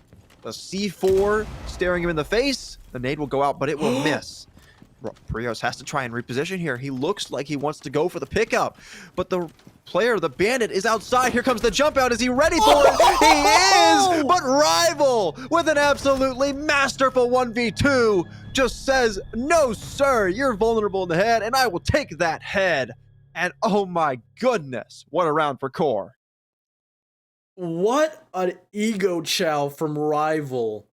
No call, no default cam, just going and pure swinging. A Blackbeard of all players. And this is now a problem that we didn't necessarily see in the first map because Loyalty was not allowed to play this uber aggressive, really fast rush style play because now they're going a little bit too fast. And obviously, you know, as I said before, there are going to be some instances where they get a little bit too silly and they may just, you know, overjudge a defensive bomb site. That's exactly what they did. They were not aware whatsoever. And not only was there a roamer, but Twist was down there with the SMG-12. So they were trying to attack the bomb site really quick. And because Core was able to just hold them off from actually entering the bomb site, sure, they got into Raptors and on top blue, but it allowed for not only Twist to get that flank, shut down that player, but then also force that blitz into a very awkward 1v1 engagement, essentially putting him in a very bad position, allowing for that zombie to kill him.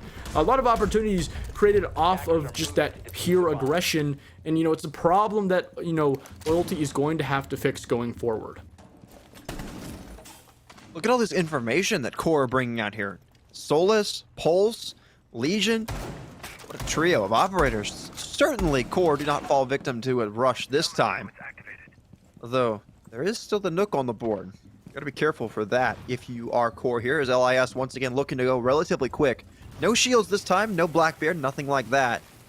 But who knows? The gun skill is still definitely there. They could just rely on their gun prowess alone, which has not been too bad. It's worked pretty well for them thus far. Just have to see how quickly LIS want to put the pressure on Core. Yeah, you can already see that Loyalty is moving a little bit slower. They're judging their steps, you know, a little bit, you know, more than they did in the previous round, and just saying, okay, we see an opening, let's go. They're taking that extra step to be just cautious so they don't overstep. They don't, you know, overstep their welcome like they did in the previous round. Allow for those flanks, those kills to just slip by them like they did before. And my question now is, where is the extension from Core? Only one player on this top floor. If Loyalty is able to identify this, this is an easy push. Not only do you get the very first pick, but on top of that, you get the complete vertical control and just very questionable and 2 big picks. Everything being shut down. A great response from Loyalty in this third. Wow, what a read on that jump out. 2 easy frags for LIS. Now in a 5v3. Here comes the push up from Inrio. Has an idea about somebody inside of storage. Inside of the site, I believe that's Mr. B. Actually, no, it's Mike W. who pushes up and takes the head of that guy anyways. Tries to get a second one, but Inrio will deny a flawless round. Still a lot of work to be done, and he'll be quickly traded back by Alex. What another round by LIS, as they honestly should be 3-0 right now. These attacks have just been a masterclass. It really has. This guy dropped. I really love Loyalty just as a team because these are players. Like, even, again, I was talking about how Alex is still a relatively new player to this, type of level of Siege. But he is a player who has always had potential. Like, W has had potential, Epic has had potential, Mr. B even had potential. Obviously, he reached Pro League, so it's a little bit of a different story. And then obviously Brios, that one player who, if you didn't have Bay, Brios would have been on wildcard. So it's kind of a situation where you have essentially 5 players with so much potential, but sometimes they don't take a team that seriously, or sometimes they're not given the best opportunity that they could be given, and they sometimes always fall short. Mike W in Element 3 on SSG Academy, falling short, going out in semis. It is a history old as themselves playing this game, and it's kind of a situation now in this previous week or two. I'm really starting to see their fullest potential being played in front of us. And right now, especially with that addition of the coach, the core doesn't really have an answer for this really structured aggression.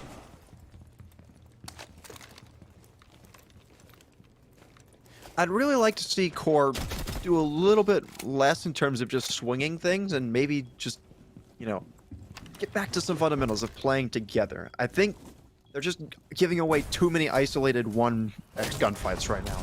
You just cannot let that happen when you're going against a team like LIS, who has so many individual gunners like Brios, Mike W, Alex, and even the rest of the core. I mean, Mr. B tends to play more on the support roles, but he is still very much a very potent gunner. Epic as well, a little bit newer to the top of the scene, but still very skilled in his own right. We saw him have a couple of crucial rounds against that friendship team roster in the last game. About a minute through, and so far nothing crazy happening. I say that as the opening pick goes the way of Core. Mike W meets the grave. That's a big loss there, considering you lose the Deimos, your main roam clearing operator. And look at this, Candle's been allowed to sweep through, gets another kill, looking for a third, and even then, Twist gets on the board as well. Finally, something happens for LIS as they're able to trade it back, but on the stairs his rival, and he gets that kill right back. And now Mr. B left in a 1v4 here, about half the round to go. He's got the case, he's got some utility. Does he know about the player on the stairs? He does not. Twist pops up and ends out that round. Finally, Core with something to lay their heads on. We could really never predict how this game is going to go. I gave an entire speech on how Loyalty was looking at their best, and then they lose 4 picks completely untraded. Core just shutting down that entire early push over by Kitchen.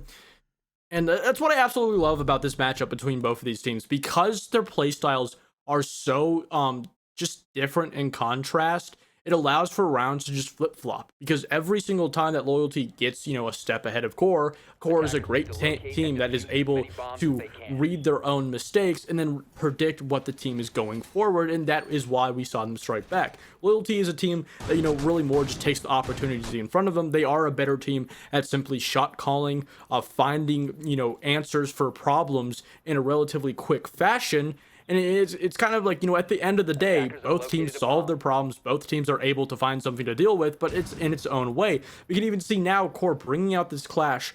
Not only are they bringing it out, but they're hiding it behind that little desk over inside of Control, essentially allowing this to slip by the knowledge of Loyalty, allowing for Loyalty to go into this round potentially ill-prepared for this edition of Clash.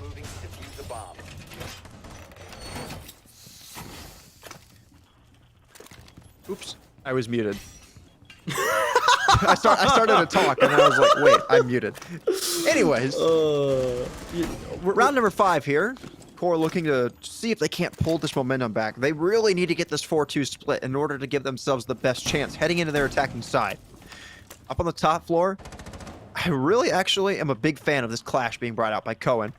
Cohen isn't a part of the main roster. He's 0-3 right now, so put him on a clash, slow down LIS, and just give your team extra information to work off of. Enable your gunners.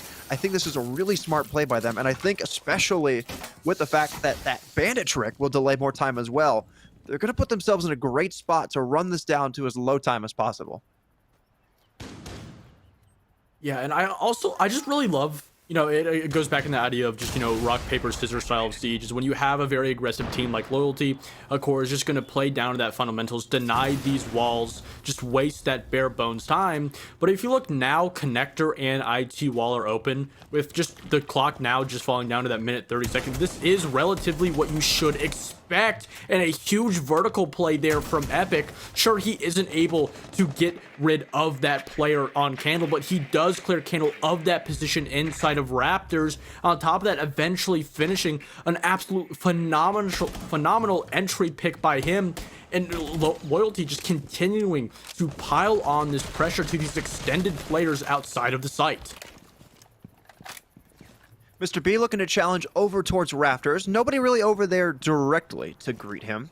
There are players over by command and over inside of the site that could pretty easily take him out if he is not careful. Down below, Mike W as well, using that Deathmark tracker to see if he can't isolate a kill from down below. Nothing coming of that just yet. Nobody really giving away their spot. EMP will go out, and it looks as though the Raptors wall will be blown up, or opened up rather, by Barrios using those Selmas. So good utility usage by LIS up to this point, but they have not dealt with this clash yet, which could be a pretty big problem for them heading into this final 40 seconds.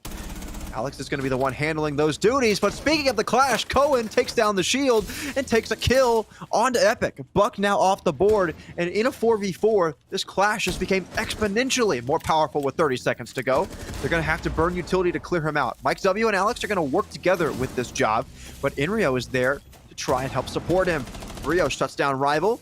Inrio now has his attention elsewhere, trying to take out the player on Raptors, but meanwhile, the players are just pushing up on the clash. Speaking of the clash, he's now dead, and Alex cleans things up. It's 3 attacking round victories by LIS, and they take the lead right back. The pure fact that Loyalty is able to just win these rounds based off of just having essentially 2 entry points in that round, having 2 players inside of Raptors, 2 players at top Aqua. 20 seconds left on the clock. This is a position they cannot give up. There's no time to do a complete rotate. You can't go over to IT Breach. You can't rotate a player over into Connector. You have to put full focus into these 2 entry points near the bomb site.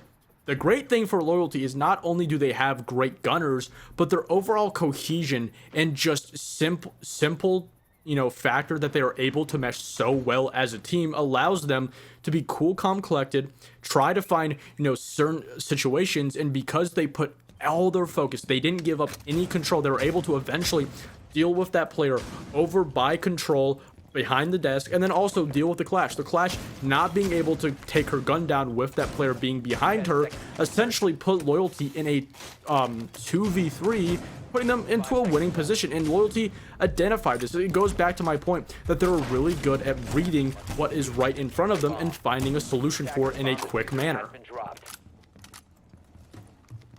Let's be honest with ourselves right now, Goose. Yeah. LIS have dominated this first half thus far, and it's an absolute steal, the fact that Core have 2 round wins. The kills are, I mean, honestly, I was going to say they're fairly one-sided, but I would say LIS, while it is equal in terms of team kill numbers, they've got more consistency from their gunners thus far. And overall, just these rounds, LIS have had a commanding lead at one point or another in all 5 of them. See if that trend continues in this round, as they're going to start to go to work, opening up some of these hard walls and, finding themselves a way into the building. That's step 1. Still got a lot of work to do, but it's a good start. And we can already see, I really love that, even though Loyalty is a very aggressive team, and, you have players like Alex that aren't as experienced, they are still a very mature team. They don't really go too far ahead of themselves. They take everything at face value, and they're able to isolate these certain players. You can see they're just working that breach over inside of IT, just kind of looking around the map, trying to read into what this defense is. And you can see that this overall defense from Core is very spread out. That does allow them to have a lot of different opportunities to rotate around. And when you have Twist running out with Rival, there's no more opportunities for Loyalty. As now with half of the round gone, it's a 2v5. I mean, I don't even know where that happened. It looks like he just ran out from storage, maybe? absolute steal there, getting those 2 kills. And now it leaves Brios all alone on the Blackbeard with about a minute to go. And the 1v5 gets 1 kill, maybe a second one, but Rival with a quick flank will make sure that no more damage can be done. And we end our half somehow at 3-3. Core managing to steal a couple of those rounds away, and they put themselves in a pretty good spot. I honestly really loved that very first half because every single round was an answer from the other team. Every single round was completely new because both teams were adapting at face value, and in the overall long run, it goes to show on why both of these teams are here. Not because they just have that raw mechanical skill level, not because they're very coordinated as a team, but because they're able to adapt round by round, change up their entire play style essentially from the round. Not, their micro mechanics, their overall micro decisions as players and as a team, but they're able to give their opponent something new to deal with every single round. So every time we go into a new round, every time we go into a new situation, there's going to be an adaptation, whether it be at a micro or a big level, and that allows for, or disallows rather, for teams to figure Core and Loyalty out. And obviously, I do think in this situation, Loyalty does have the upper hand, not only because they have the exact same factor of figuring out Core, but they have that extra length of that raw gun skill, especially with the coach on Core. I do think we're kind of in a situation, especially with Loyalty now falling on the defense, that even though it is a 3-3 half, I am a little bit worried about Core going into this attack. You haven't seen that? That's why you in silver. Not really. That's why you in silver. I'm not a silver, I'm a gold, okay? Much better, much better. I don't play D3, I play D2. Exactly. See, you get it. Yeah. I mean, I've seen that before. I didn't expect it here, honestly. Like, I rarely see that, but I guess that... It's a W snipe. Anyways. Enrio's already eaten some damage. Not exactly sure from what, but I would imagine it was as he was trying to open up the IT wall. I would imagine that's where the Maverick's going to be primarily focused at right now. Yeah, he is currently focusing on opening up IT, and it looks as though it has been opened. The soft destruction part of it has been taken care of. So Core had themselves a way into the building. Question is now, what can they do to force Brios and Alex out of these 2 important spots, such as Ebox and Raptors, to actually give themselves some map control to work with? Yeah, and there are just overall a lot more opportunities. I really love this play from Rival to have that DMR because he understands him pushing into this Raptors position. He's going to be taking relatively a lot more long-range gunfights. We can see that Twist is starting to get aggressive. He's starting to sniff out this potential flank for Mike W, but Mike W reading his position so well, understanding that he doesn't need to swing. Starting to get a little bit of aggressive now, but Twist, he's more than ready for this. He doesn't know. Twist should have an absolute freebie here. Lights up Mike W and does get the kill. And Twist with a nice opener there to shut down that flank. Rival has been down, however. Not sure from what. It was actually a frost trap, and Alex will let him know about it before he's finally finished off. But Candle swings in for 2 kills from IT, and suddenly this round has been flipped on its head. Mr. B and Brios left all alone, but finally Candle's reign of terror will end at the hands of Mr. B's MP5. As well, Brios looking to walk up here towards Pillar, spots the head of one, but it's Cohen, the team coach, to end that round out with 2 more kills, and Core claim the lead. Yeah, overall a great round from Core. And you can see that they just read into those positions of the defenders so well. They were able to predict, most importantly, the very first engagement by Mike W. And then they were able to just do it essentially an elimination process on those last 4 defenders, shutting down every single engagement before Loyalty were in a relatively good position. As soon as Mike W lost his life, Loyalty had to shift their overall positions around the map, so they were able to compensate for losing that player, compensate for losing that back pressure, because Core were able to be in a position to get more aggressive. They were able to put more pressure onto those players close to the site quicker than Loyalty probably would have liked, and because of that, it forced for Loyalty to react, and that's exactly what Core wanted. And this is a little bit of a problem. I don't see a whole lot with Loyalty. It does pop out, every once in a while, kind of like a whack-a-mole, where they do find themselves in certain rounds where they lose that first pick from a very aggressive roamer, maybe playing a lurk, and they're not able to compensate for that, whether or not they just don't react well or they're not prepared before that to lose that player. And it's something they do have to prepare themselves going forward. As you can see, you have players like Brios who are going to be playing, in those uber aggressive positions. You do have Mr. B on that cap can to back it up, but Loyalty, they do need to have more structure throughout this aggression going into this defense. I know it's been around for a while, but that walking animation glitch is just hilarious. Like, I don't know. I just find it hilarious. Anyways, yeah, down below, only one player actually on the site right now. If Core have good intel, this could be a pretty easy take for them right now. If they just burst in through tank, like we saw in round number 1 that LIS did, I don't really see a lot that's in place for a potential stop to happen there. Now, Brios, somehow, outside of water, does get the opening kill onto Twist. He's getting met by a blitz, and this should be an absolute easy cleanup. There you go. Cohen on the blitz will make sure that the damage has been minimized for Core here. And now still with that 4v4, they can press forward. The only problem is, Goose, they lost the buck. That's going to be a big loss here for that vertical game. Yeah, that is an absolute huge loss. The situation now here is obviously you do lose that aggression that does allow for Core to go out through these couple, floors. But again, Loyalty was prepared for losing that player. They have another extension by 3 players on the second floor, and with the lapse of the read from Core, they're not in a position to directly go into site. This allows for Loyalty just waste a couple more seconds, maybe 30 to 45 more seconds, fall back down to the site, and this allows for Core to just find themselves in a position where they're forced to waste time. They don't have the knowledge to go right into site, still trying to do their due diligence, and you have Mike W playing such an aggressive angle, but it actually looks like this drop is going to happen over by Animus. Mike W, just sit here and wait, my friend. You have an absolute perfect opportunity to get 2 kills if they drop in, maybe a third. Here comes the shield. The blitz is ready. The blitz is in. Did Mike W hear him? He didn't, but there's Epic with a kill. There's the blitz destroyed, dealt with. Now, man advantage for LIS, but they know about the player trapped in there. That's an easy cleanup for Enrio, but they've got to get that diffuser back. Should be relatively easy to do as well, and indeed, Rival will retrieve it. Now a plant opportunity potentially for Core here as they try to work their way into tank. 3 remaining members of LIS are just sitting back and waiting here. Here comes the push up from Epic. Alex as well, over inside of Nano. They've got a great cross here if the entry does happen for Core through Animus, and indeed it will. 2 players walking in. Blackbeard pops up. Blackbeard dies. Canada with a quick trade. Still in a 2v2. Anybody's game at this moment. Canada looking to work his way in here with the diffuser. Where's Enrio with the coverage? He's going to try and join up with him over by Warehouse. Here comes the drop. These 2 players trapped. Trying to work their way in here and go for this plant. The cross is welcomed by Epic, and Epic swings out for the last 2. A great response there, and finally, LIS get an answer. They tie us back up at 4. Loyalty just got that sauce, man. I don't really know how to...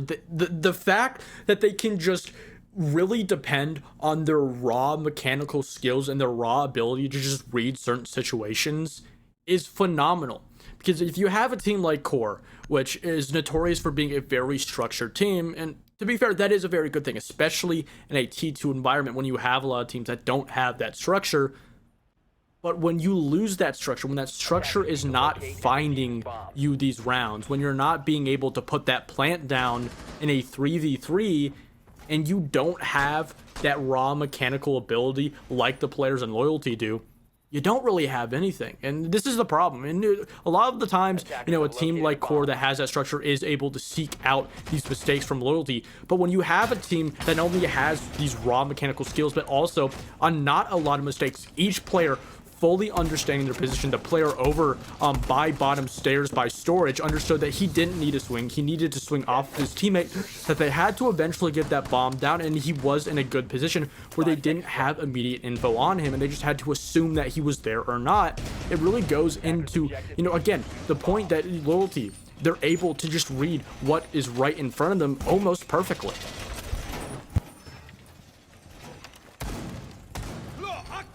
This could be a pretty crucial round here. Round number 9. Both teams tied at 4.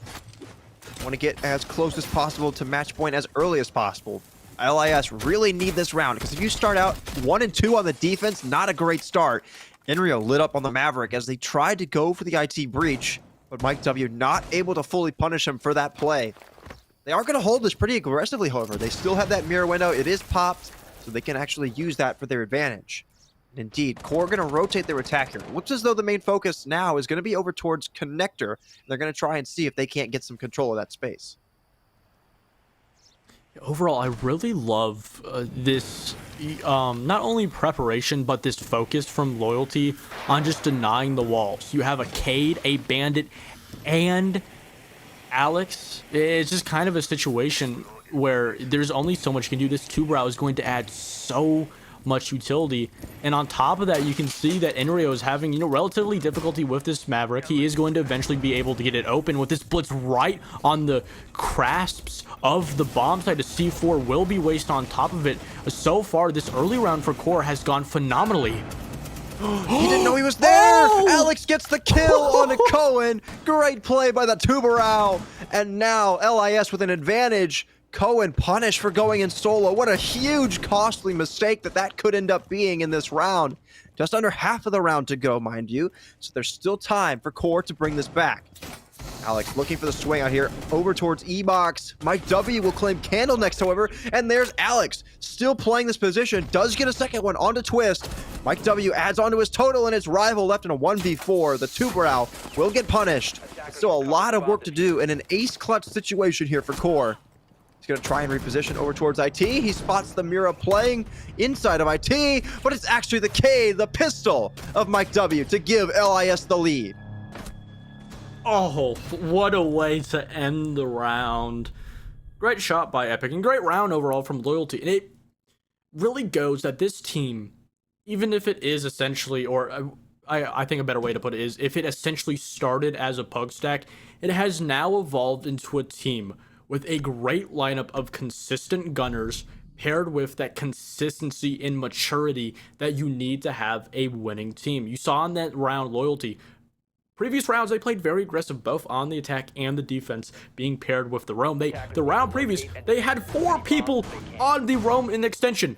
Mike W was the only player in bomb site. That time around, obviously, it is a different bomb site. There was no heavy extension. There was no player lurking downstairs. Mike W inside the bomb site. They had a Bandit, a Cade, a Tuberau. They understood the play style and the success that Core was finding in that early round. And instead of continuing to Eagle Chow them, trying to potentially win it, and also potentially losing that very first entry pick, they just removed it at all. They're not going to give you that opportunity to get that early pick. They are going to play directly into what Core wants to, denying them those walls, and pair with a couple of sneaky rat plays, which is Loyalty players like Alex and Mike W are known for. They're able to catch the very consistent and very slow moving attack of Core off guard. LIS looking for match point here. We've seen a lot of Solus on this map. I'm not exactly sure why. I mean, obviously I know why, but considering the fact that Solus has kind of fallen out of the favor of a lot of teams and a lot of different players, just with how nerfed she is, I wouldn't have expected her to be played this much on this map. Especially considering how much utility you need for the top floor and even the middle and bottom floor as well. Just in general, you need a lot of utility on this map to be able to delay time. And you've got some of that, sure, but you are foregoing something like a Smoke or like an Echo, like a Goyo that you so often see on a lot of these sites. So very interested to see what kind of impact he can have. That's about 45 seconds in, and all 5 players are still outside for Core. They're playing this really slow. Yeah, with having that Valkyrie off the board and a team like Loyalty that really needs that additional intel, especially on such a huge map like Labs, you just need that extra bit of intel. You need that extra bit of knowledge of where these players are coming, what devices they're using, and having that Solus just adds that little extra bit of intel. Whether even if it's not a direct hard ping onto a player, you still understand where the general push is coming from, that there is a blitz on the board, and you can really just play process of elimination. Oh, this is so dangerous here, but Alex, they don't know about him. He gets one onto Cohen. Rival trades back onto Brios, but they've allowed the Solus to escape. a huge loss there considering you've given up the blitz. You do still have the Blackbeard, but you would have liked to keep that dual shield presence available for your final minute of this attack. They've got the buck, and Candle's going to start to go to work, tearing up this flooring and making that storage site so difficult to play inside of safely. But Mike W is going to stick around for a little bit longer. Does some damage to Candle, but no kill coming out of that just yet. C4 thrown up. C4 will not connect, as Mike W is just basically playing to die at this point, trying to delay as much time as he can. C4 will be burned and it will not connect. Up above, Candle will finally end out Mike W's life, and now man advantage for Core to work with these final 45 seconds. But still, they are not in a great spot considering they don't have a lot of control on the site floor itself. They're mostly just playing above, and Epic's been allowed to sneak up Aqua Stairs to potentially look for a retake here. He's being met by the Blackbeard, but at least you're keeping this shield busy. Candle's been down, and Twist has been finished off as well, so only one healthy body remaining for Core as Epic hits an absolutely disgusting shot. And now it's Inrio left alone in a 1v3 to save match point. Epic on Alex on low HP, so it's definitely not out of the question, but with the time continuing to dwindle lower and lower, there's not a lot of hope, and Epic will shut him down. Match point for LIS. Throughout that entire round, Loyalty did give a lot of picks very early on. But what had happened for Core is they were doing essentially what they've done every single game, playing into their overall structure as a team, clearing out that entire floor. Once they had gone that vertical and killed that player, that being Mike W on the bomb site, they sat still, they took a deep breath, and started to reset their entire attack to potentially attack and go for the execution from a different angle. They had the overall vertical. They didn't have a player right outside of the bomb site. They still needed to rotate players around. And this little technical break in the middle of the round that the attack was trying to use to completely reset their entire push allowed for Loyalty to apply more pressure, retake ground that they had given to Core, and this is exactly why Loyalty is such a dangerous team, because as an attacking team, you cannot take any time to yourself. You can have no moments to take a deep breath to assess what is in front of you, because it will give Loyalty to a chance, not only to get that backstep, to apply pressure and to retake map control, but then shut down essentially your entire round.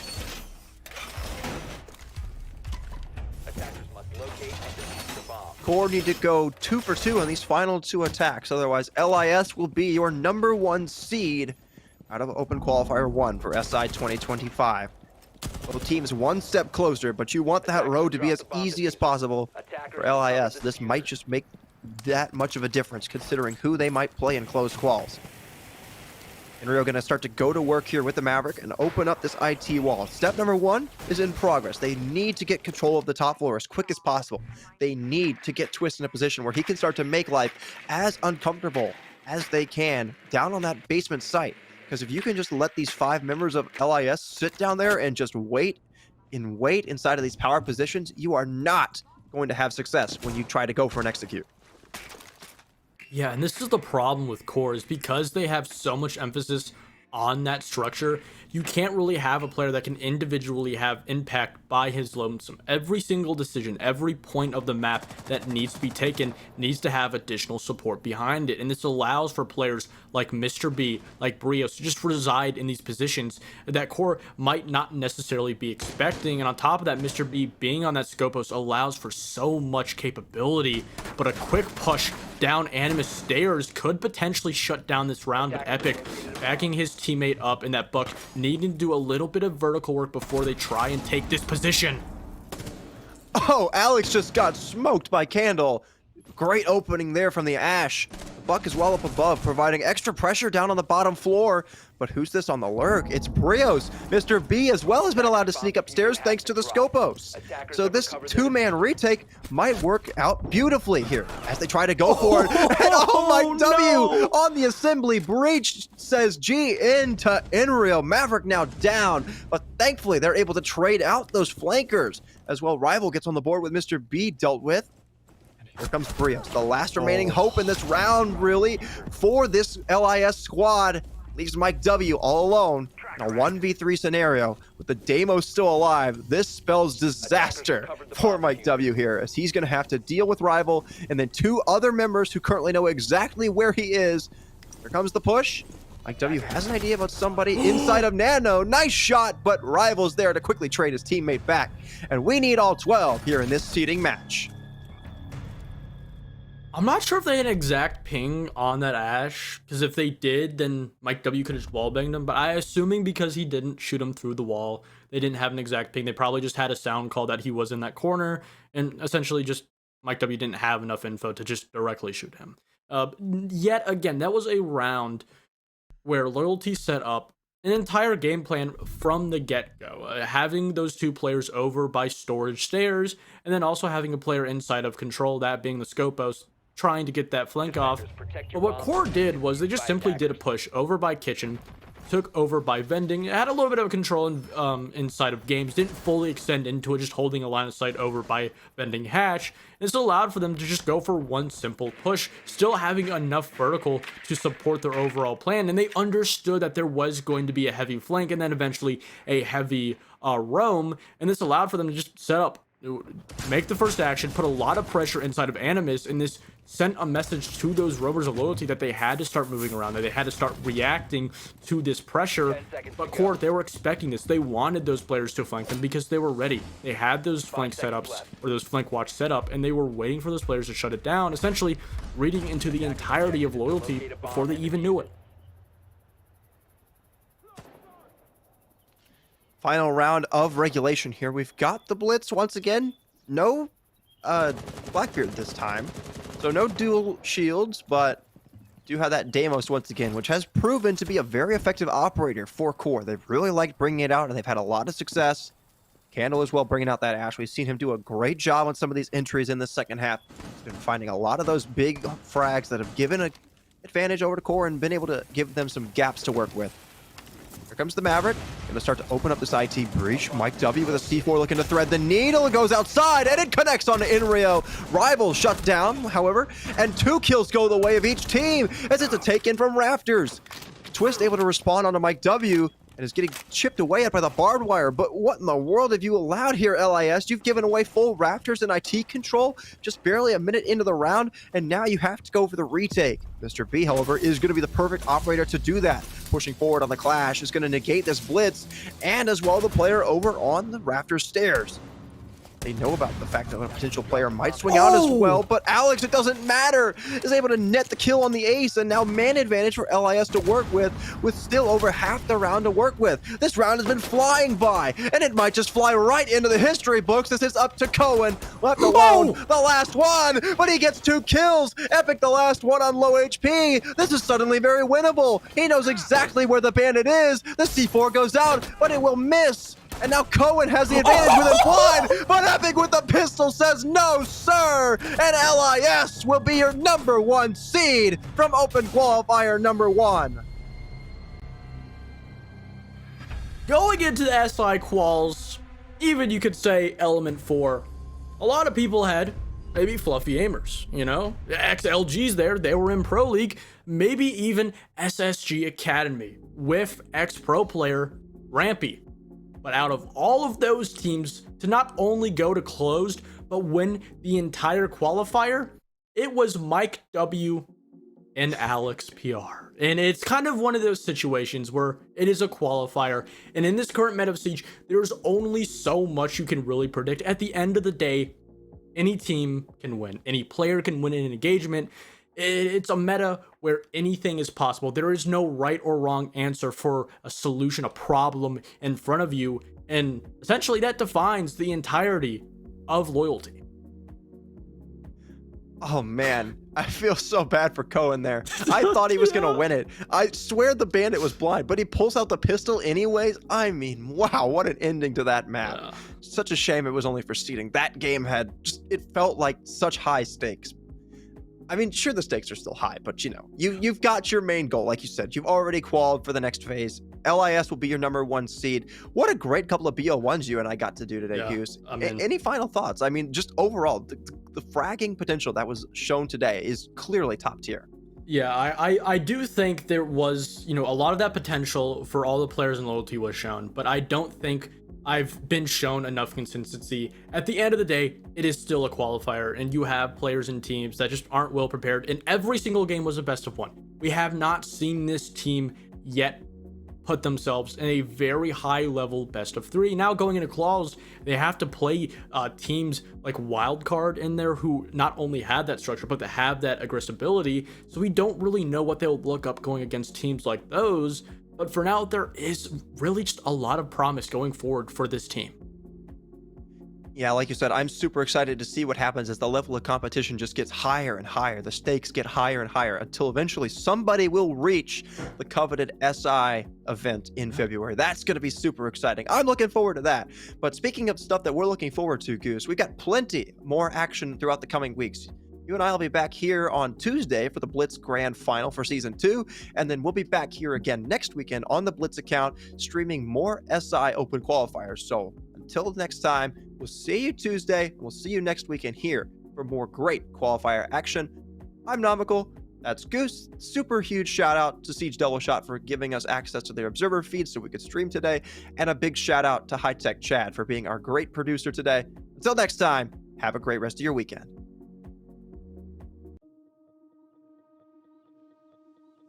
It's sunset on Friday, I'm stuck on the highway, it's been a while.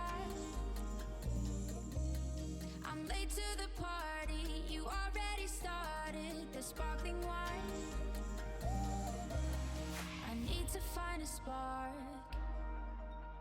to keep me from the dark.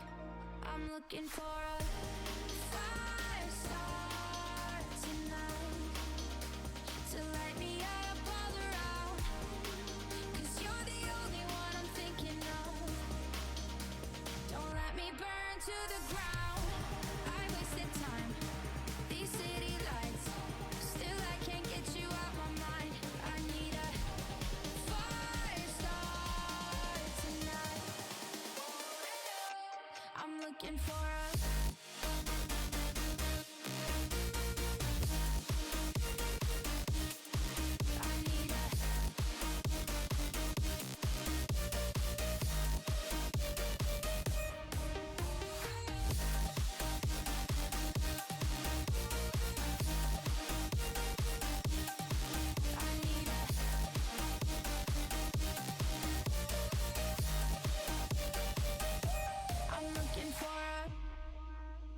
I'm done in the mirror with perfume and glitter. I'm on the way. Feels like I'm 16. Your blue eyes and ripped jeans. What can I say? As long as there's a spark to keep me from the dark.